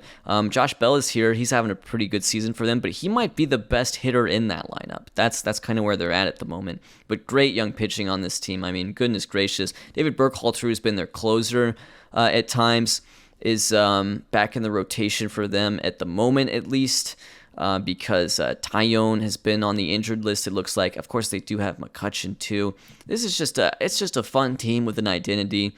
Reds are second, and the Padres and Dodgers are tied for that lead in the West. Wow, it'd be fun to see what the Padres can do. Padres right now, they're 4th in runs scored, and they're 7th in runs against, but they have like a plus 46 run differential, so they're not like complete fraudres, I should say. This guy, Justin Hancock, and this guy, Adam Warren, having good seasons. Warren was an all-star. Hancock's had a good year. He has a 116 ERA plus. He's on pace for 200 innings pitched. Trevor Rogers is currently closing for them, which is kind of interesting. He's on pace for 31 saves. Still waiting on Grandal to kind of wake up. He hasn't been too great the last couple years, but Mancini, Tatis, and Bregman in the middle of the lineup have been very good. That's where most of the offense is coming from, and that's really, I think, those guys are really just powering this team at the moment, willing them to a tied first place with the Los Angeles Dodgers. Jock Peterson not having the best of years, but honestly, he's still on pace for 5.6 WAR, so why do I need to get so critical? They do have Machado. Machado not having a good year, I must say. Corey Seager, a little bit of a down year so far, but hey, Dominic Brown, really, really good. And Brian Reynolds, who is Rookie of the Year last year, also having a good season this year for them. And it's all about Kershaw in that rotation, man. Kershaw's, goodness gracious, what a season he's having. Will he strike out 300? That's my question. And honestly, Harvey, Billingsley, and Cobb, this is a very solid middle of the rotation to follow up behind Clayton Kershaw. So this is where things stand at the All-Star break. I will see you guys at the trade deadline. Here at the trade deadline, it's only been a couple of weeks, so not much movement. Marlins are on an absolute tear. They've won 73 of their first 100 games. That's absolutely insane. Meanwhile, Boston has a 2-game lead in the AL East now. But let's check in on those interesting trades. So the big trend here at the trade deadline is the St. Louis Cardinals. St. Louis Cardinals, they won 110 games last year. 110 games last year. Won the World Series. Right now, they're 42-59. They could win the next 61 games to finish out their season. They'd still have a worse record. They're the last place team in the NL Central, and the Cardinals have reached this trade deadline, and they're like, we suck. Let's trade our relievers to teams that don't suck. Maybe we can rebuild. So I'm just going to show you pretty much every trade involving the Cardinals here. Let's see here. Let's look for this one. So this hasn't been the most interesting of trade deadlines, but the main engine here, the main sort of people mover, definitely the St. Louis Cardinals. The St. Louis Cardinals won 110 games in 2018, won the World Series. They return, honestly, most of that team, and they stink this year. They stink in ways that I can't even quite explain. I don't know why Medlin and Bumgarner are doing so. Well, poor Carlos Martinez. Carlos Martinez was the Cy Young Award winner last year. His ERA is almost 5. It's crazy. Anyways, St. Louis Cardinals basically reached the trade deadline, and they're like, oh, like, we suck. Like, we should trade all our relievers because we suck. So basically what's happened here at the trade deadline is that a bunch of teams have gotten cool, new, fancy new relievers from the St. Louis Cardinals. So let's talk about some of those. All these trades happened in July, by the way. The Braves traded for Sean Marshall, which, if you're experiencing a bit of deja vu, it's because it's happened before. But yeah, they traded for Sean Marshall last year, and they trade for him again this year. And in return, they receive, well, prospects. But here's the history for Sean Marshall. Sean Marshall, at the trade deadline last year, was traded by the Phillies to the Atlanta Braves in exchange for some prospects. He becomes a free agent. He signs a 2-year deal with the St. Louis Cardinals. And then at the trade deadline this year, the Cardinals are like, Sean, we're going to trade you to the Atlanta Braves. He's like, yeah, I think I've been here before. I think this happens to me sometimes.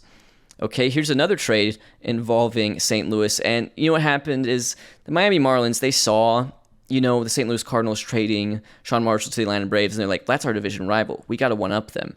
And so they did one-up them because they got Brian Morris, the absolute relief pitcher king of this save. They traded for Brian Morris from those St. Louis Cardinals. Here's that trade.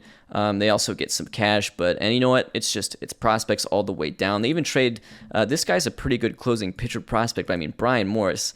The Marlins were not going to be outdone at all. By the way, here's a trade between the Cardinals and the Yankees. The Yankees now have Sergio Romo. Sergio Romo was on the Cardinals. He had a 2.63 ERA this year. Now he's a New York Yankee. And so it's in exchange for prospects, basically. And so the Yankees get themselves a fancy new relief pitcher. And guess what? We're not done yet because there was one more trade between the Cardinals and the Blue Jays. Kenley Jansen, now a Blue Jay. He's so weird in this. His ratings are just so massive. It seems like he should still be an elite reliever. And yet, just as of recent, it's just not. I mean, it's not like he's terrible or anything, but yeah, so that's basically the trade deadline. The trade deadline is literally the Cardinals realizing they suck and trading all their good relievers to teams that are in contention. Last day of the regular season here, and I'm just kind of rubbing my hands in anticipation because we get to see some fights for those last wild card spots. Padres and Nationals, it's up for grab. Padres hold a 1-game advantage there with 1 game to go, and White Sox and Yankees with the White Sox holding a 1-game advantage as well. So, if the Padres win or the Nationals lose, Padres get in. If the White Sox win or the Yankees lose, White Sox get in. However, there is a possibility for some game 163s here. So maybe we'll see one of those. I don't know for sure. Anyways, as far as the divisions, Miami Marlins have won 109 games. This is what their team is looking like at the moment. They do have some injuries. CJ Wilson out for 4 weeks, so he could potentially miss the playoffs, pretty much all of them. Freddie Freeman's day-to-day for a week. David Hernandez, they traded for him in April. I didn't even mention it because he immediately got hurt. And David Fletcher's out, broken kneecap for 4 months. So they are a little bit of a hobbled team, I must say. But you know what? They could send in a playoff rotation with Fernandez, with Cavanario, with Andy Beltre, all great pitchers. Austin Bryce has done really well for them. And of course, James McDonald, who I've been really, really surprised by this year. He had a really nice season overall. I mean, 31 starts, 3.74 ERA. That's like your 5-starter. Way to go. But yeah, Yelich, Freeman, that's definitely the engine here. And wow, Ryan Healy, who was brought in to replace Lonnie Chisenhall, had a pretty good year. Pretty good year for Ryan Healy. So that's the Miami Marlins. Definitely rooting for them. We'd love to see a Marlins-Angels World Series.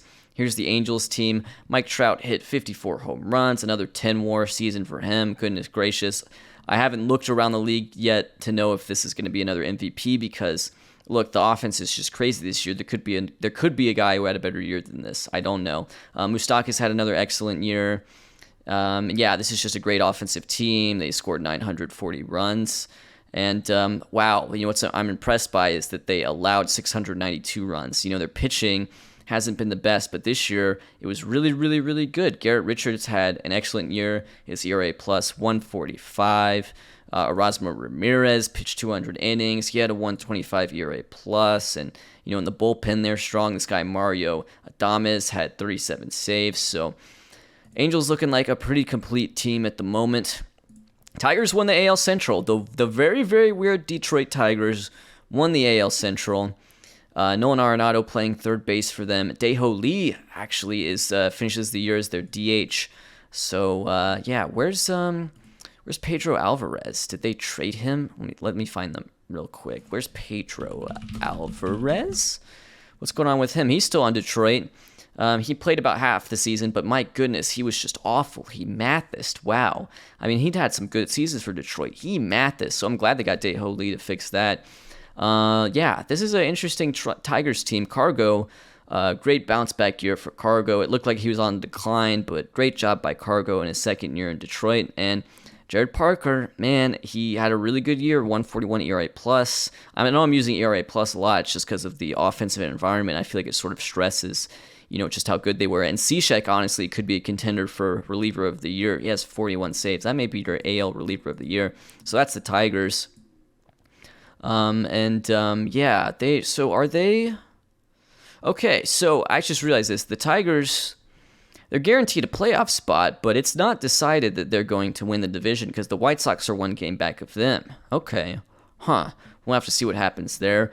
The Red Sox do have themselves a wild card spot. We were rooting for them, but we were really rooting more for the Rays, who finished below 500. But I like this Red Sox team. They have Pablo Sandoval. I'm sure Red Sox fans will find that funny. And not only do they have Pablo Sandoval, he had a pretty good year. Pretty good year for Pablo Sandoval. Conforto had a nice year for them. He hit 35 home runs. Mookie Betts, another really good year. He just hasn't had the monster year. He's had good years, but he hasn't had the monster year. Like in 2018, in real life, he had the monster year. Ozzy Albies had a nice year. He's playing first base for them some days, it looks like. That's kind of weird. I guess because Betts plays second base, and he can DH some too. Votto, good year for him. 400 on base percentage, doing the Joey Votto things. They also have Harrison Bader. And, pitching, I think, the rotation didn't quite turn out quite as good as I expected, but actually looks like they were second in starters ERA. It's just a really high offensive environment. Matt Latos had a great year and Josh Johnson had a great year. I was a little thrown off by Patrick Corbin's ERA, but actually everyone else did a good job considering it's 2019. These are above average ERAs, and really Corbin, it's not even that terrible, man. Like, you shouldn't even feel bad. So there you go. There's the Red Sox. I kind of like them. Blue Jays won the division by 10 games. That's really, really impressive. They had really great hitting this year. 894 runs scored. Only the Angels scored more runs in the American League. This guy, Jason, blah, blah, blah, blah, blah, blah, blah, blah, blah, blah, blah, blah. Great season, 8-WAR season. He's not going to win MVP over Trout. I'll put it that way. But really, really good season. Aledmus Diaz had a really, really nice season. Way to go, Aledmus Diaz, who's playing third base for them. And Matt Kemp was an all-star at the break. Really impressed by him. Bo Bichette is on this team as well. And he's one of those guys, not the best hitting, but phenomenal defense. And it's a 4-WAR season despite being basically a league average hitter. So let's look at the Blue Jays. Again, offense around the league crazy. If you see someone with like a 4 ERA, that's actually pretty darn good in 2019. So that's your American League. Reds win the Central. Wow, Reds win the Central. They have won 82 games. I was rooting for those Pirates. They kind of broke down, it looks like.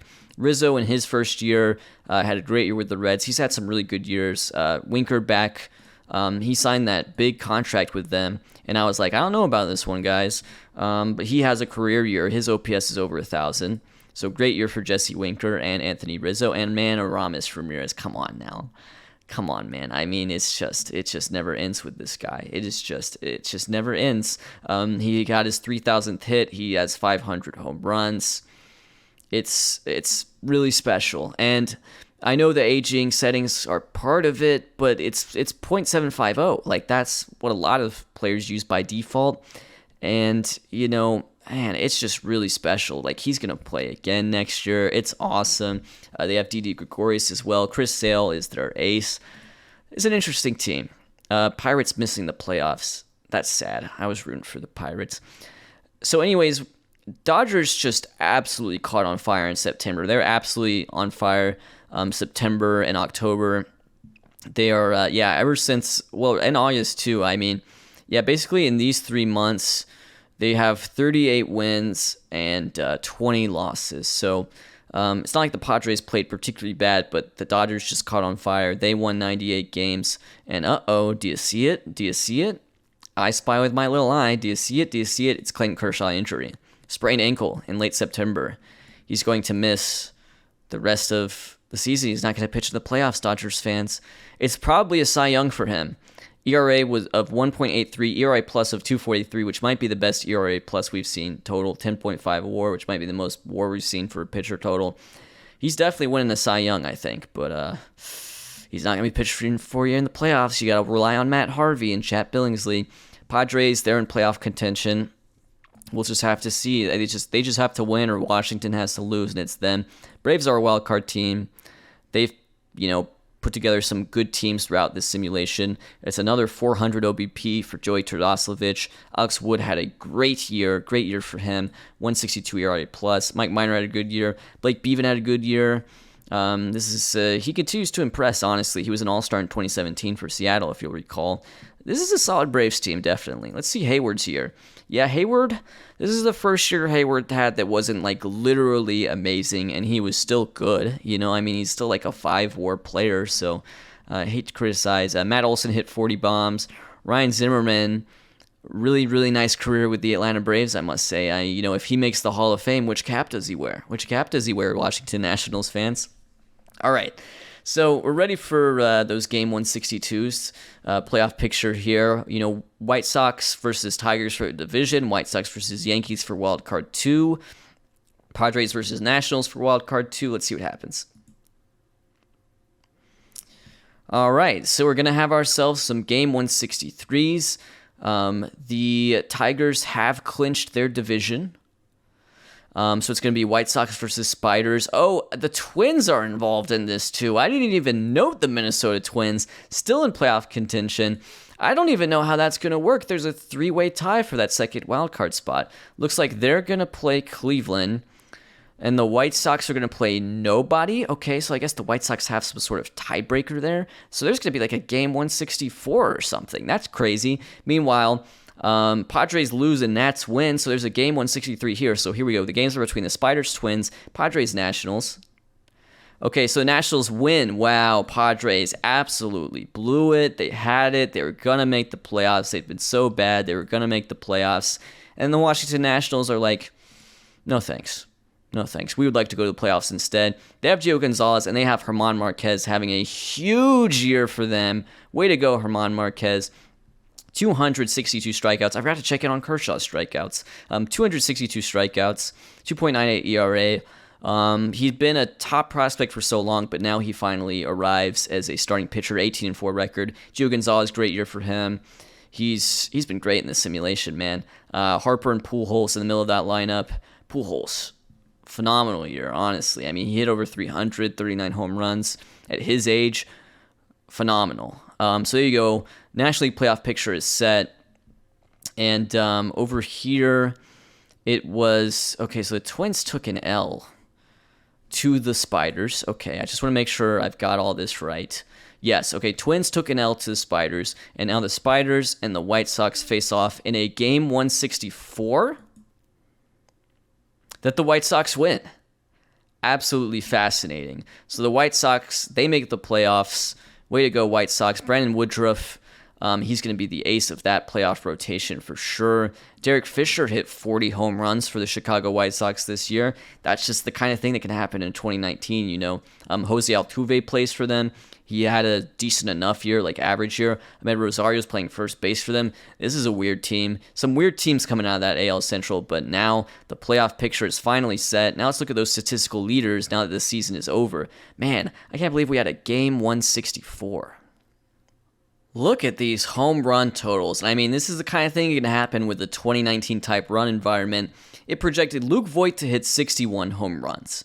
And I kind of laughed at that. He hit 58, and Matt Adams 62 home runs. 62 home runs. If he's not on steroids, that's the most home runs hit by someone who's definitely not on steroids in MLB history.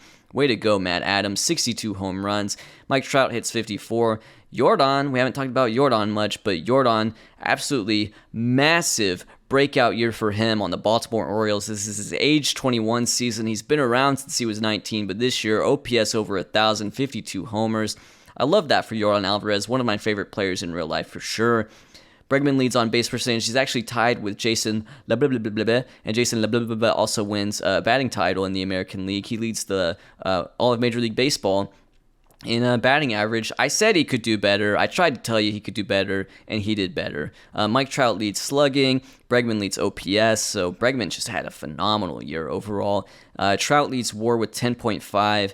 The next best in the American League is LeBlanc and then Moustakas, so I'm thinking Trout gets another MVP this year, which is absolutely insane to think about. But here's Trout's final season stats: 54 home runs, Mike Trout. I mean, come on, you're just showing off at this point. But Bregman does lead OPS, and it's going to be really interesting to see Bregman versus Yelich for that MVP race. Bregman, amazing year, 190 OPS plus. Yelich, 178, but he hit 50 home runs, and he stole 26 bases without being caught. I think maybe offers at least comparable defensive value. They have the same WAR.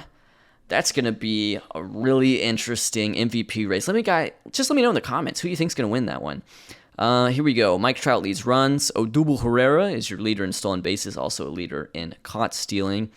OPS leaders, we had Trout, Yelich, Winker, huge year, Freeman, and Jordan. So those are your offensive leaders. Pitching leaders, keep in mind, really high run environment, and Clayton Kershaw is the ERA crowned by almost a run, and he did do it.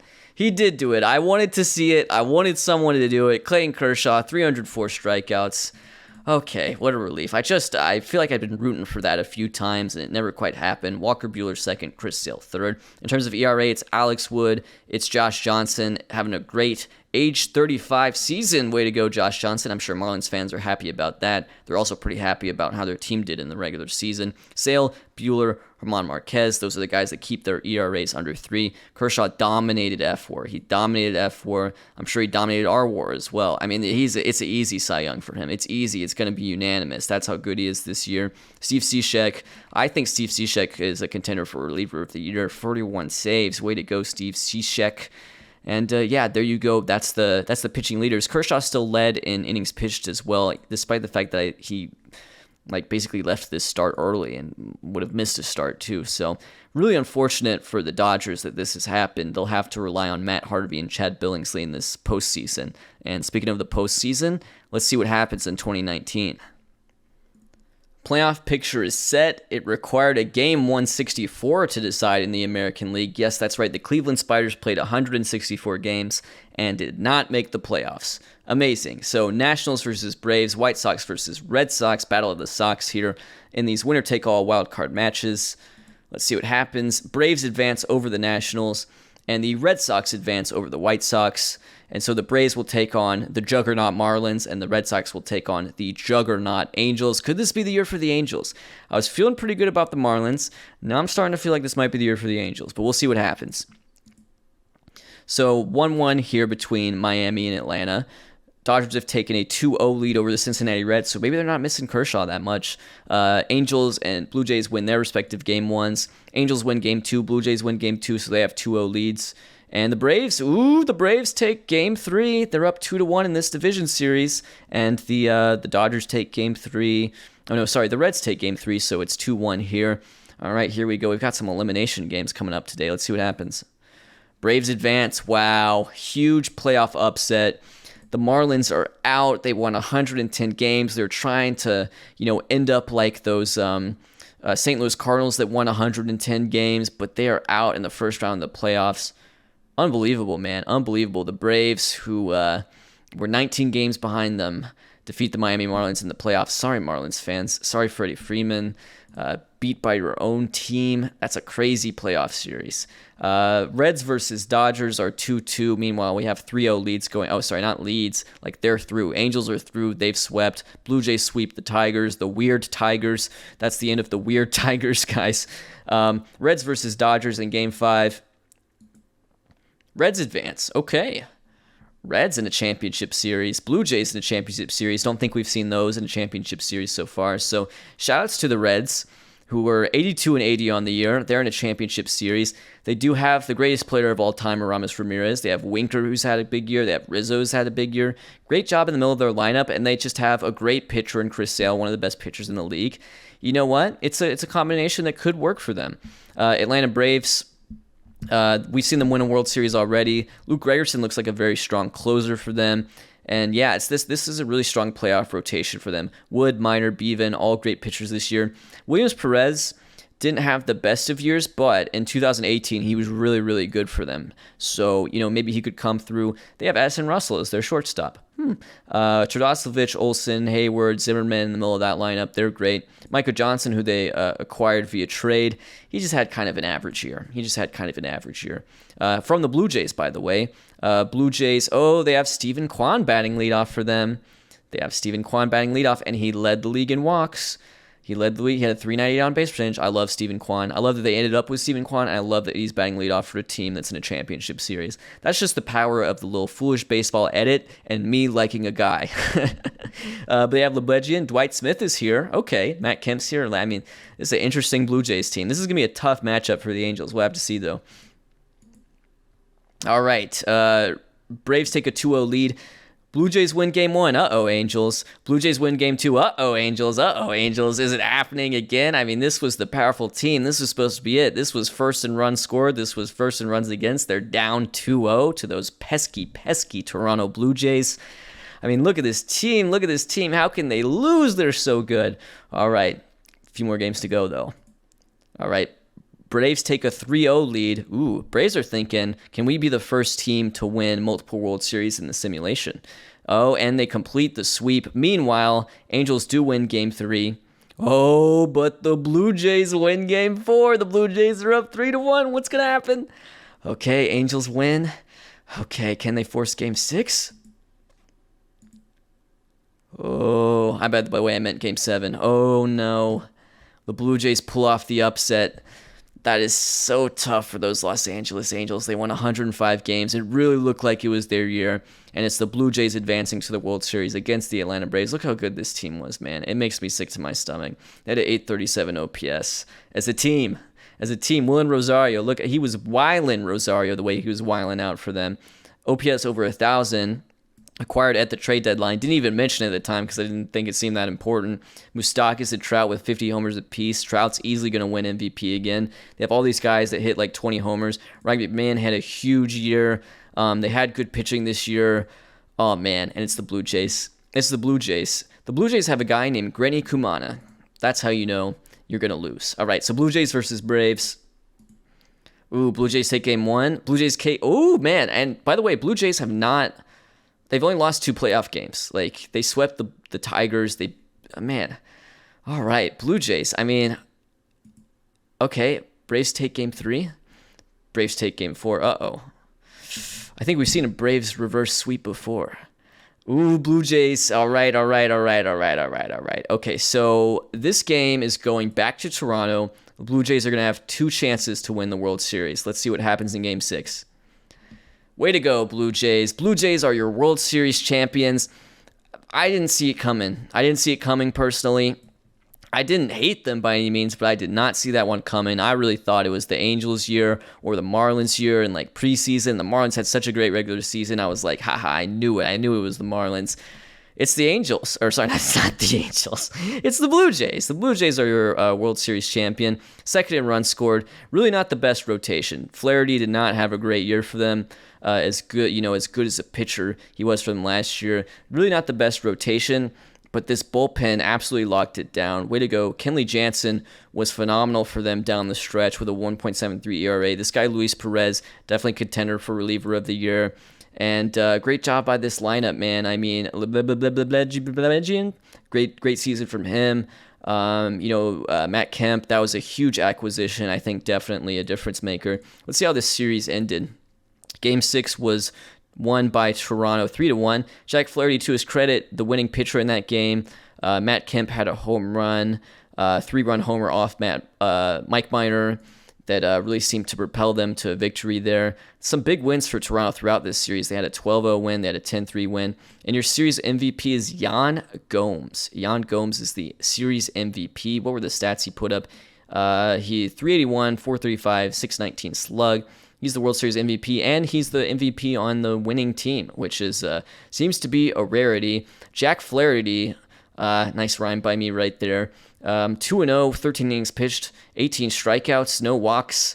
I would have probably given it to Jack Flaherty. So even though Jack Flaherty not the best of regular seasons, man, I mean, he becomes kind of a postseason legend against these Atlanta Braves. He had such a good performance. Tough for the Braves, but they've already won one. They're also the reigning champions in real life, so as someone who's a Braves fan, I can tell you, wasn't necessarily rooting for them in this fictional video game. I'm kind of glad the Blue Jays won.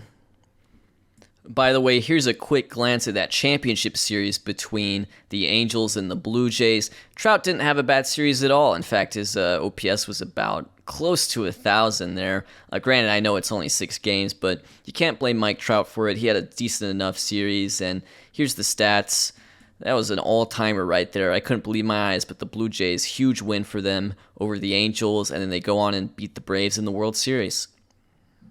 We're here in the offseason, and guess what? The first-year player draft is gone. It's just gone. There's no more new talent to feed the league, and honestly, it's okay. You can go look up the real-life 2019 MLB draft. You'll notice that basically none of those guys have played in the majors through 2021, so if you want to see how Adley Rutschman does, that's going to be a different save with different settings in a different universe. Just a little heads up on there. First year player draft is done. The young talent is in the minors, it's in the majors, so we'll have to pay attention to them. We'll be celebrating some young talent when we check out the rookies of the year. Yep, that's right. Time for awards. It's a batting title for Jason Leblebleb. Great job by him. Great job by Jason Leblebleb. I'll try it. Okay, I'll give it a real try. Leblebigen.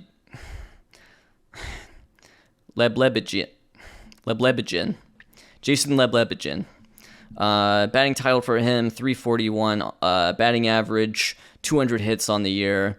This guy's a real person. I mean, I feel like I should, be sure to stress that a few times to you guys. These are all real people. This is a guy who had a baseball career.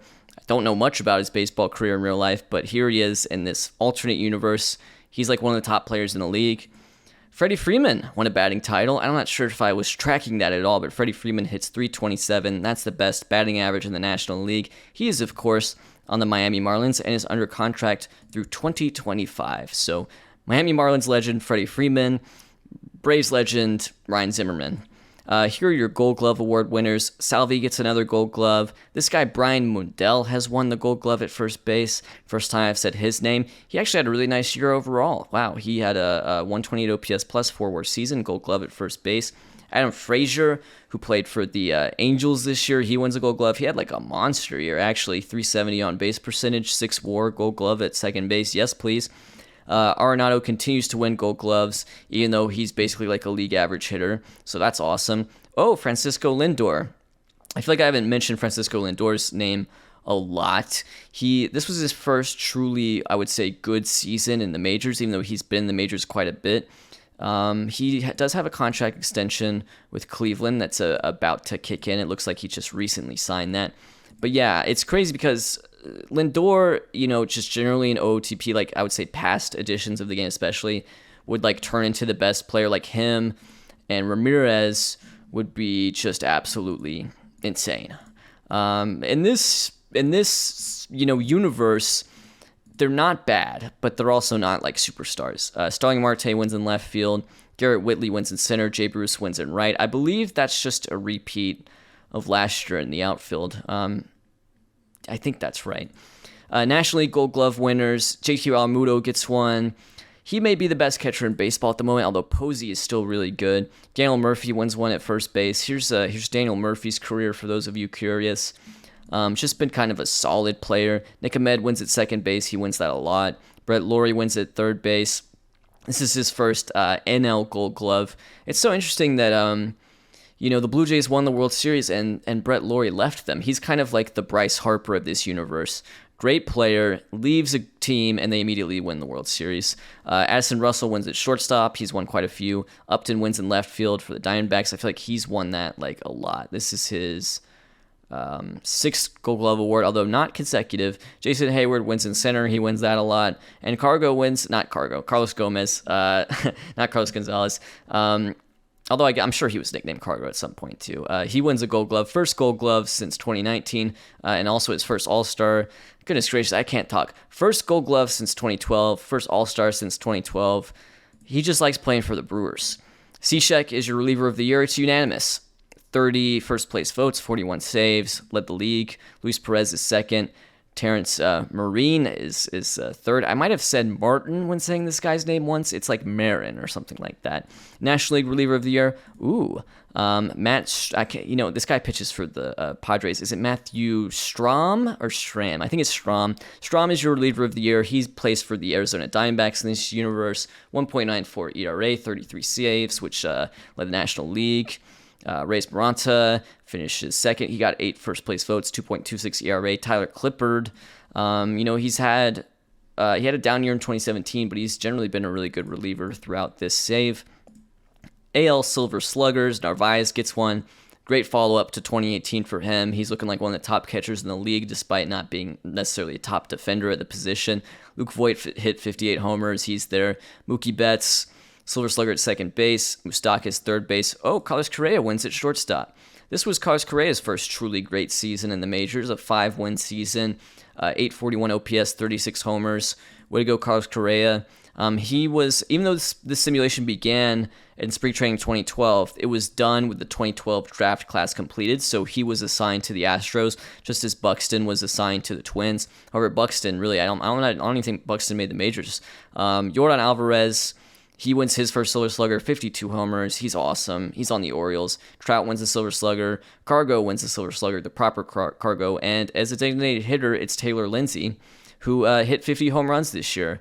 And we'll see here. He did play some second base, so not a pure DH, but yeah, we talked about him preseason. Such an interesting player.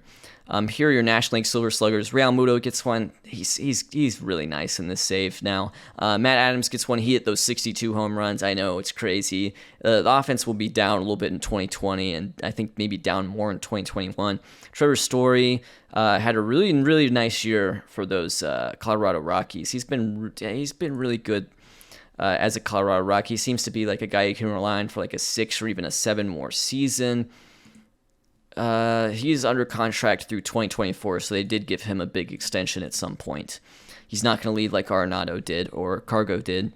Bregman on the Padres, he had a great year. It's going to be Bregman versus Yelich for that MVP. We'll have to see. Gurriel Jr. playing shortstop for the Phillies wins a Silver Slugger. He slugged 600.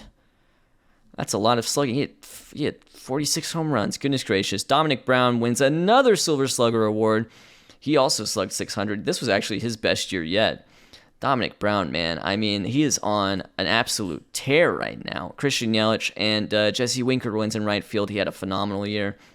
All right, here's AL Rookie of the Year. It's Wander Franco, and it's unanimous. He had a 5-WAR season, hit 313, 15 homers, 5.4 WAR. I know we edited him up, like in terms of his stats. However, he's only at as a 4-star potential player, whereas in real life, he's definitely like a 5-star potential player. So it worked out, and he's up in the majors at a very young age, at 18, which is uncharacteristic, but I'm sure people just wanted to see Wander Franco, so I don't really mind. Tyler Dearden, he had a really good year. This would have won Rookie of the Year some of the past few years we've seen in the simulation. I mean, he had a 385 on-base percentage, 3-WAR season in the corner outfield. This guy's come out of absolutely nowhere to become a very promising young player for Seattle Mariners. Sean Murphy, who I did edit up his ratings a little bit. I did not touch his hitting. I don't think I touched his hitting. I just touched this because his defensive metrics were not nearly as good as they are in real life. So those are his defensive ratings. I mean, 26 homers, League average hitter, way to go, Sean Murphy. Steven Kwan, he hits the Kwan, 398 on base percentage. Awesome player. Also a World Series ring. And Vladimir Guerrero Jr., there you go. He made the majors. He plays for the Texas Rangers. He hit 20 homers. He's not going to be a superstar, but he gets to be a major leaguer because I edited him up in terms of the stats in this game. Tatis, unanimous, 147 OPS plus, 939 OPS. One of the best rookie years we've seen. Kyle Tucker finishes second. He's unedited, and he was drafted way back. Oh, he was acquired via trade with the Yankees. That's interesting. Okay, but he was drafted by the Yankees in that 2014 first-year player draft, so he had been in the minors for quite a few years, which was not the norm. DJ Stewart and Darren Seferina. Okay, there you go, Darren Seferina. That's your Rookie of the Year. It is Tony DeJesus, Manager of the Year in the American League. He was Toronto's manager. They won the World Series. And it's Ray Billingsley of the Miami Marlins. They won 110 games, but they did not win the World Series. In fact, they didn't even win their division series. All right, 2019 American League Cy Young Award goes to Josh Johnson. Wow, Josh Johnson. That is huge for him. He is the Cy Young Award winner in the American League. He's had a lot of good years. In the American League, he did great in Miami. Then he moved over to Detroit, continued to pitch well. When Detroit had Scherzer and they had Verlander, he was the best pitcher on Detroit. That's how good he was. And then has a down year in 2017 in Detroit, joins Boston, didn't have necessarily the best of years in 2018, but the peripherals were good enough to give him a 4 F4. And this year he comes out, has the best ERA in the American League. And he's a Cy Young winner. And this is just huge for him because, if he can just sort of add to his counting stats, there is a possibility for a serious Hall of Fame candidacy. If he could somehow win like 200 games, I think that would really help him. But way to go, Josh Johnson. Felix gets 5 first-place votes, which is awesome to see. He has a 158 ERA+. This was, he's been better, like in 2018, he was good, but he was hurt some, and in 2017, he wasn't that good, so a good year for Felix. These are his career numbers. I mean, he's over 200 wins now. He's over 3,000 strikeouts now. 91 F4, which doesn't even seem like that should add up to 91. But, he's absolutely... he's preposterous. He's preposterous in this world. Mariners fans happy to see that. Even though he's a Yankee, he did win a World Series with the Mariners. And Brandon Woodruff gets a first-place Cy Young vote, does not get his chance to three-peat, but he is definitely one of the top pitchers in the American League. Matt Latos, Jared Parker, Shane Bieber, way to go, Shane Bieber, actually had the best whip in the American League, 3.25 ERA, way to go, Shane Bieber, showing up for those Cleveland Spiders. Leandro Perez of the Kansas City Royals, a 30-year-old, a real human being, 3.31 ERA, 148 ERA plus, way to go, Leandro Perez. And Aaron Nola gets a little down ballot action there too. Don't hate that. Kershaw is your Cy Young winner. That was like dead obvious. He missed the playoffs though. Very, very sad. But this was maybe the best pitching season we have seen in this simulation. Absolutely monstrous from him. He got those 300 strikeouts. His ERA plus was 243. Way to go, Clayton Kershaw. Chris Sale. Poor guy, man. Always the bridesmaid, never the bride. Runner-up once again in that Cy Young. Alex Wood finished third. Gio Gonzalez fourth. Let's look at Gio Gonzalez's career numbers because they are quite nice. He's up to 50 WAR. Herman Marquez, he had a phenomenal year. And Madison Bumgarner. Okay, he had a good year. He ended up with a good year. But those Cardinals, man. I mean, what the heck? All right, American League MVP. You know who it is. Mike Trout. Mike Trout's the American League MVP. 10.5 WAR, OPS nearly 1,100, 184 OPS plus. That is 1, 2, 3. That's 5 MVPs in a row. But no World Series ring. Although, to the Angels' credit, people are just saying we want to see the Angels in the playoffs. They do make the playoffs. They just don't win the World Series, it seems. Maybe next year. But huge year for Mike Trout, 54 home runs. Here's his career stats. He has 321 home runs, 294 steals, 73 WAR, 170 career OPS plus, 28 years old. So yeah, there's Trout. Boustakis, his teammate, is the runner-up. Leblebjian is third. Mookie Betts fourth. Alvarez, Cargo, Voit, McMahon. McMahon had a really nice year. he probably deserves more appreciation this save because he's had 2 really good years back-to-back for those Angels, and he's still quite young. He's not even 25 yet. Taylor Lindsay, talked about him. Adam Frazier. Bobby Bradley, hello Fuzzy, 46 homers, 600 slugging, awesome for him. Josh Johnson. Ooh, Miguel Sano. Miguel Sano had a pretty solid year for those Twins. He had one monster year. I think that was like 2017. Was that 2017? Yeah, monster year that year. Goodness gracious. Hunter Dozier, he's always good for the Yankees. Votto's there, 402 on base percentage, awesome. Wander Franco, Correa, Eric Castro. This guy's had a really interesting career in this simulation, I should say. But here's Eric Castro, and this was his best season yet. 45 homers, 142 OPS plus for those Houston Astros. Derek Fisher had a 40-homer year, and then Matt Latos. Yeah, there you go. All right, National League, what do you think? Yelich versus Bregman. I've given it some thought, and I think it's going to be Yelich, and I'll tell you why. Yelich was on a playoff team. He was on the best National League team, and I just think the 50 homers and the 26 steals, I think that's going to put him over the edge. But who's going to win in 2019? Christian Yelich. It really wasn't even that close. Christian Yelich gets 25 of 30 first place votes. He and Alex Bregman had the same more. Bregman had him beat in on base and slugging. But Christian Yelich just had a phenomenal year. It's his back-to-back MVP. If you're a Brewers fan or just a Christian Yelich fan in general, you're like, haha. Like in this one, he doesn't break his kneecap and he does get his back-to-back 2018 and 2019 MVP awards. Way to go, OOTP. I mean, you absolutely nailed Christian Yelich on this one. 2 great seasons. 2019, though, even better. 50 homers. He hit 327, 178 OPS plus, 26 steals, and 0 caught stealings. That's just the cherry on top. Christian Yelich is your most valuable player in the National League. Bregman, this would have been an interesting year if there was just not a lot of strong performances to see if Kershaw could have won it because he was so good as a pitcher this year. But Bregman and Yelich were super strong this year, too. Winker gets 3rd. He had a phenomenal year. His OPS was over 1,000. Great decision by the Cincinnati Reds to bring him back on a long-term deal. Dominic Brown, I mean, what a great season for him. Matt Adams, Kershaw. Ooh, Daniel Vogelbach. Finally, the 5-star man himself. Actually, he's a 4.5-star man at the moment, but 46 homers, 157 OPS plus.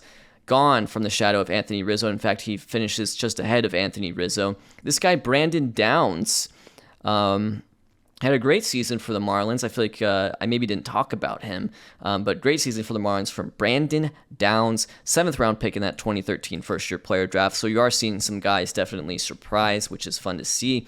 Story, Sale, Real Muto, Alex Wood, Joe Gonzalez, Ron Marquez, Jason Hayward. This was probably the worst year Jason Hayward has had in the sim so far, and like also he's fragile, but at the same time, he still gets down ballot MVP because that's how good he's been. And Gurriel Jr. for the Phillies.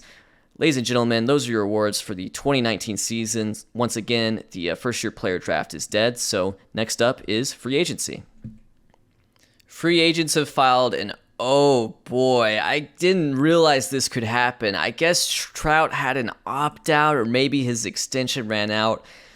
Mike Trout, a man who has won 5 consecutive MVP awards, still just 28 years old. Yeah, he had an extension. It must have ran out, or he must have opted out. Hits free agency, and that's going to be just an insane contract. Is that going to be $500 million? And also a free agent is Mookie Betts. So the 2 guys who I think, for the last decade or so would be considered to be sort of the first and second best position players in baseball, they hit free agency. This is going to be an absolutely historic free agency. Betts and Trout lead the way. Felix is also a free agent.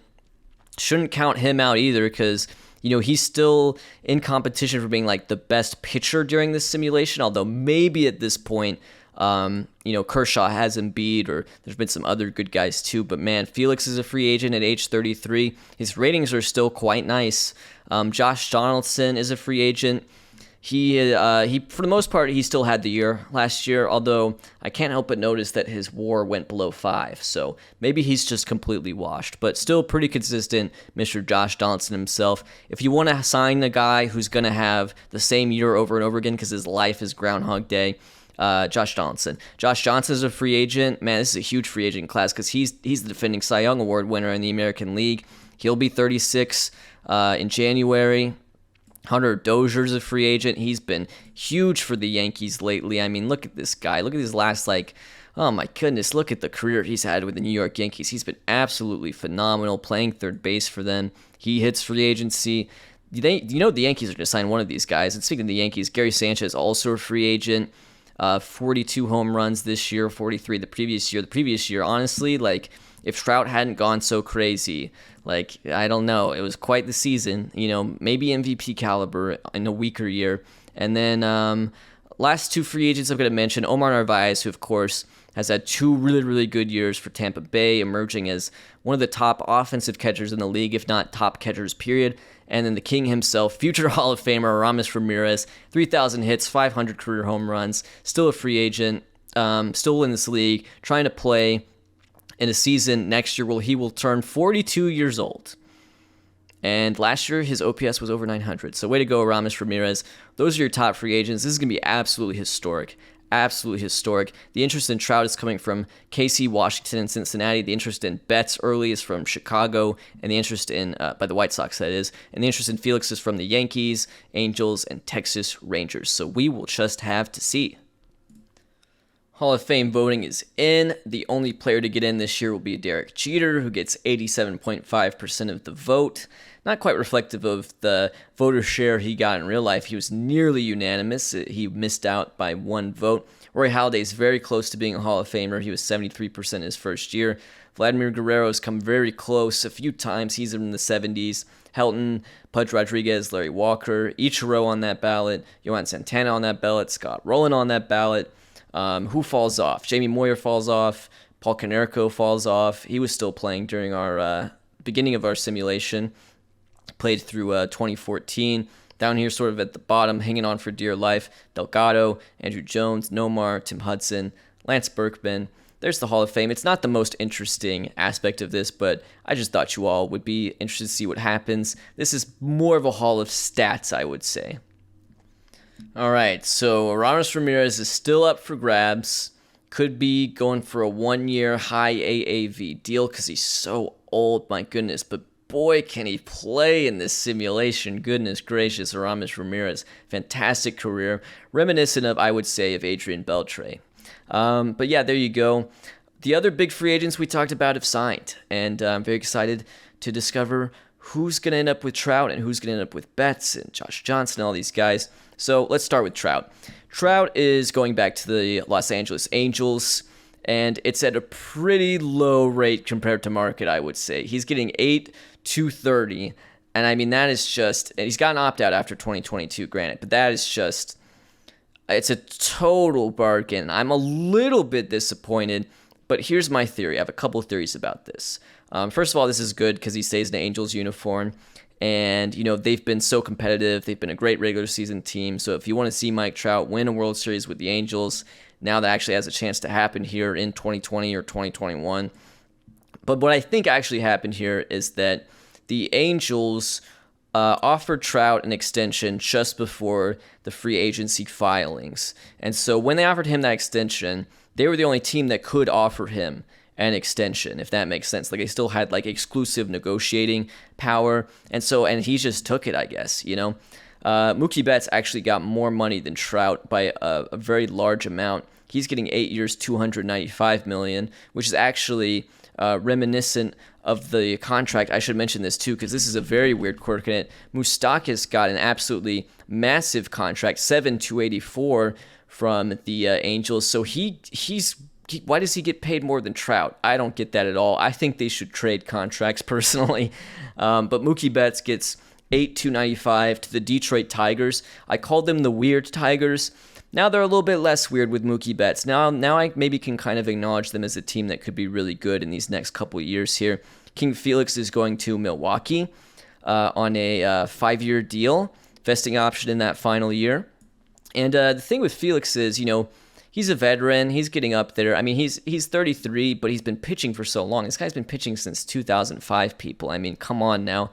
Definitely a Hall of Fame career. I hope he's able to be a veteran, and I hope he has a better career with Milwaukee than Greinke. Greinke had some solid seasons with Milwaukee, but he retired by age 34, And yeah, it was just kind of a bummer to see. Jack Greinke probably not a Hall of Famer in the save as he is in real life. I hope that Felix can be better than Greinke did, although, Greinke, there were some injuries. He had some good seasons. But yeah, that's my hope for Felix. I hope when Felix, he's got a couple more years left in this simulation. I hope we can say, like, oh, wow, all-time great pitcher, like way up there with, like, Pedro and Randy Johnson and, Maddox and guys like that in the modern era. Josh Donaldson signs with Detroit, so wow, Detroit making moves. I mean, they were a playoff team last year. They had Josh Donaldson, they had Mookie Betts, two of the top free agents. Way to go. They're not weird anymore. They're just good. Way to go, Detroit Tigers. Omar Narvaez is going to join the Phillies for 5 years, $121. Of course, the Phillies don't have Real Muto, so he's kind of like the Real Muto now. Josh Johnson going to the Yankees because of course he is. He's only rated as a 3-star pitcher. His ratings have come down quite a bit for someone who is the reigning Cy Young Award winner. I think age is starting to get to him. So this is a contract that could really not work out for the Yankees, but we'll just have to see. I'll be surprised if that's the only big guy the Yankees get. We'll just have to see, though. Hunter Dozier not coming back to the Yankees. He joins the rival Red Sox. I feel like these two have been a little bit incestuous during the course of this simulation. We've seen Cano go to Boston and back to New York. We've seen Votto was with New York. Now he's with Boston. Now Hunter Dozier goes to Boston. I'm not sure how I feel about that. Let me know in the comments how you feel about that. Domingo Santana signs a deal. I didn't mention that he was a free agent, but he's been really good the past couple of years. He's joining the St. Louis Cardinals, who actually kind of stink now. It's weird. It's weird how they stink. Albert Pujols, not just a deal with the Phillies, but a 2-year deal with the Phillies. So there you go, Phillies. One of those is a vesting option, but Albert continuing his career. He had a great year in 2019. His career stats, he's getting close to 700 homers. That could happen in 2020. He's closing in on 3,500 hits. Yeah, great career for Albert Pujols in this game. I would say overall aged more gracefully than in real life, but not too far off either. I mean, Albert Pujols, pretty good platoon bat in real life in 2021 for those Dodgers. So there you go. There's your little free agency update. Let me make sure I just didn't miss anyone. Paul Goldschmidt joins the Giants, by the way. He was an all-star last year with those Tampa Bay Rays. Yeah, I think I missed Gary Sanchez. That's very important. Gary Sanchez, 8-year deal with the Cardinals. So the Cardinals have been active in this free agency period.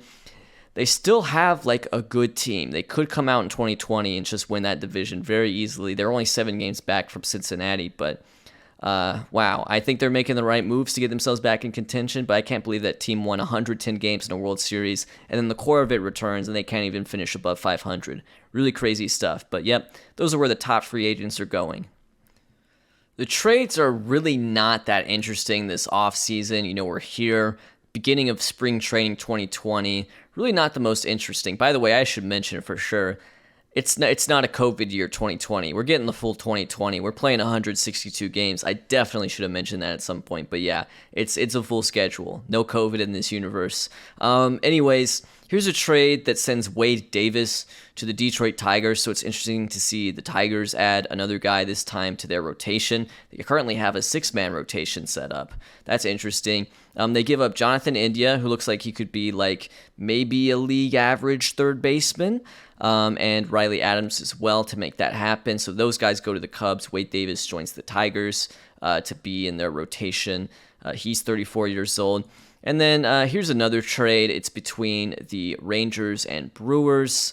James McCann is going to the Brewers alongside this guy, Ryan Noda, who I think is like a Tampa Bay Ray in real life. Do I have that right? Anyways, Tim Anderson involved in the trade. He joins the Texas Rangers. He looks like a guy who, again, if you get a little bit of luck going, could be an average player. Currently second baseman, and yep, James McCann joining the Milwaukee Brewers. So honestly, those are the two most interesting trades of this offseason. I know. I'm bored too.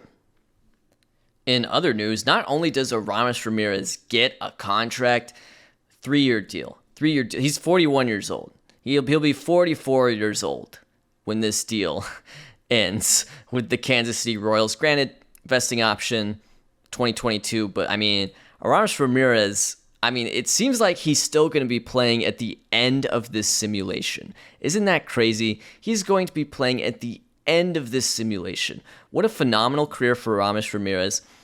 This has been such a joy to watch throughout this simulation because I was always kind of a fan of his as a player. Like, he was a fun, like, power hitting third baseman guy. He played for Pittsburgh early in his career. I remember him more as a Chicago Cub. That's really what I remember him for. He was also pretty solid on the Brewers too.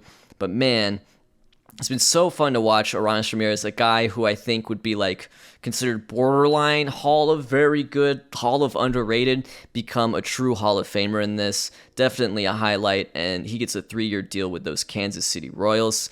Now let's look at the supposed winners and losers of this offseason. Again, we're only here at spring training.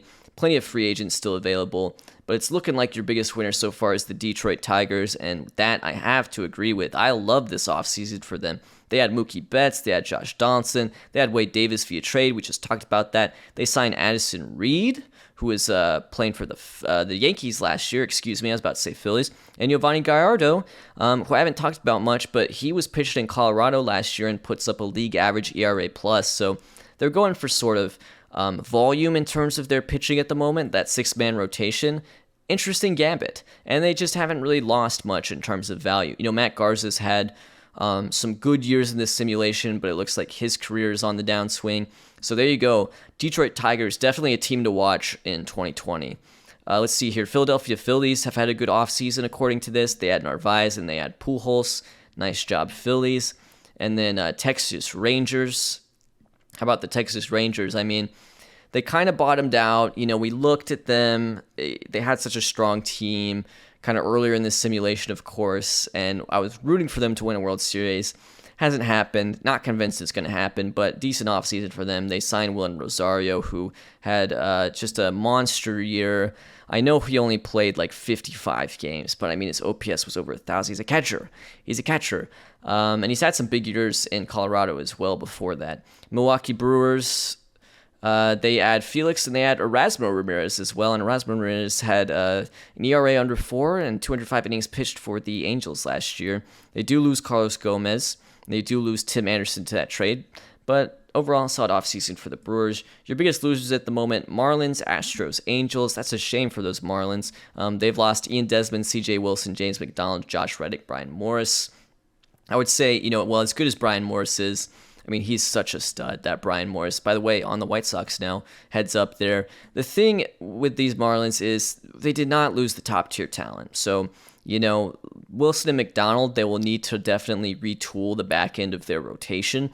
But they should still be in a good place going into 2020, honestly. Houston Astros, they lose some more. They haven't added anyone yet.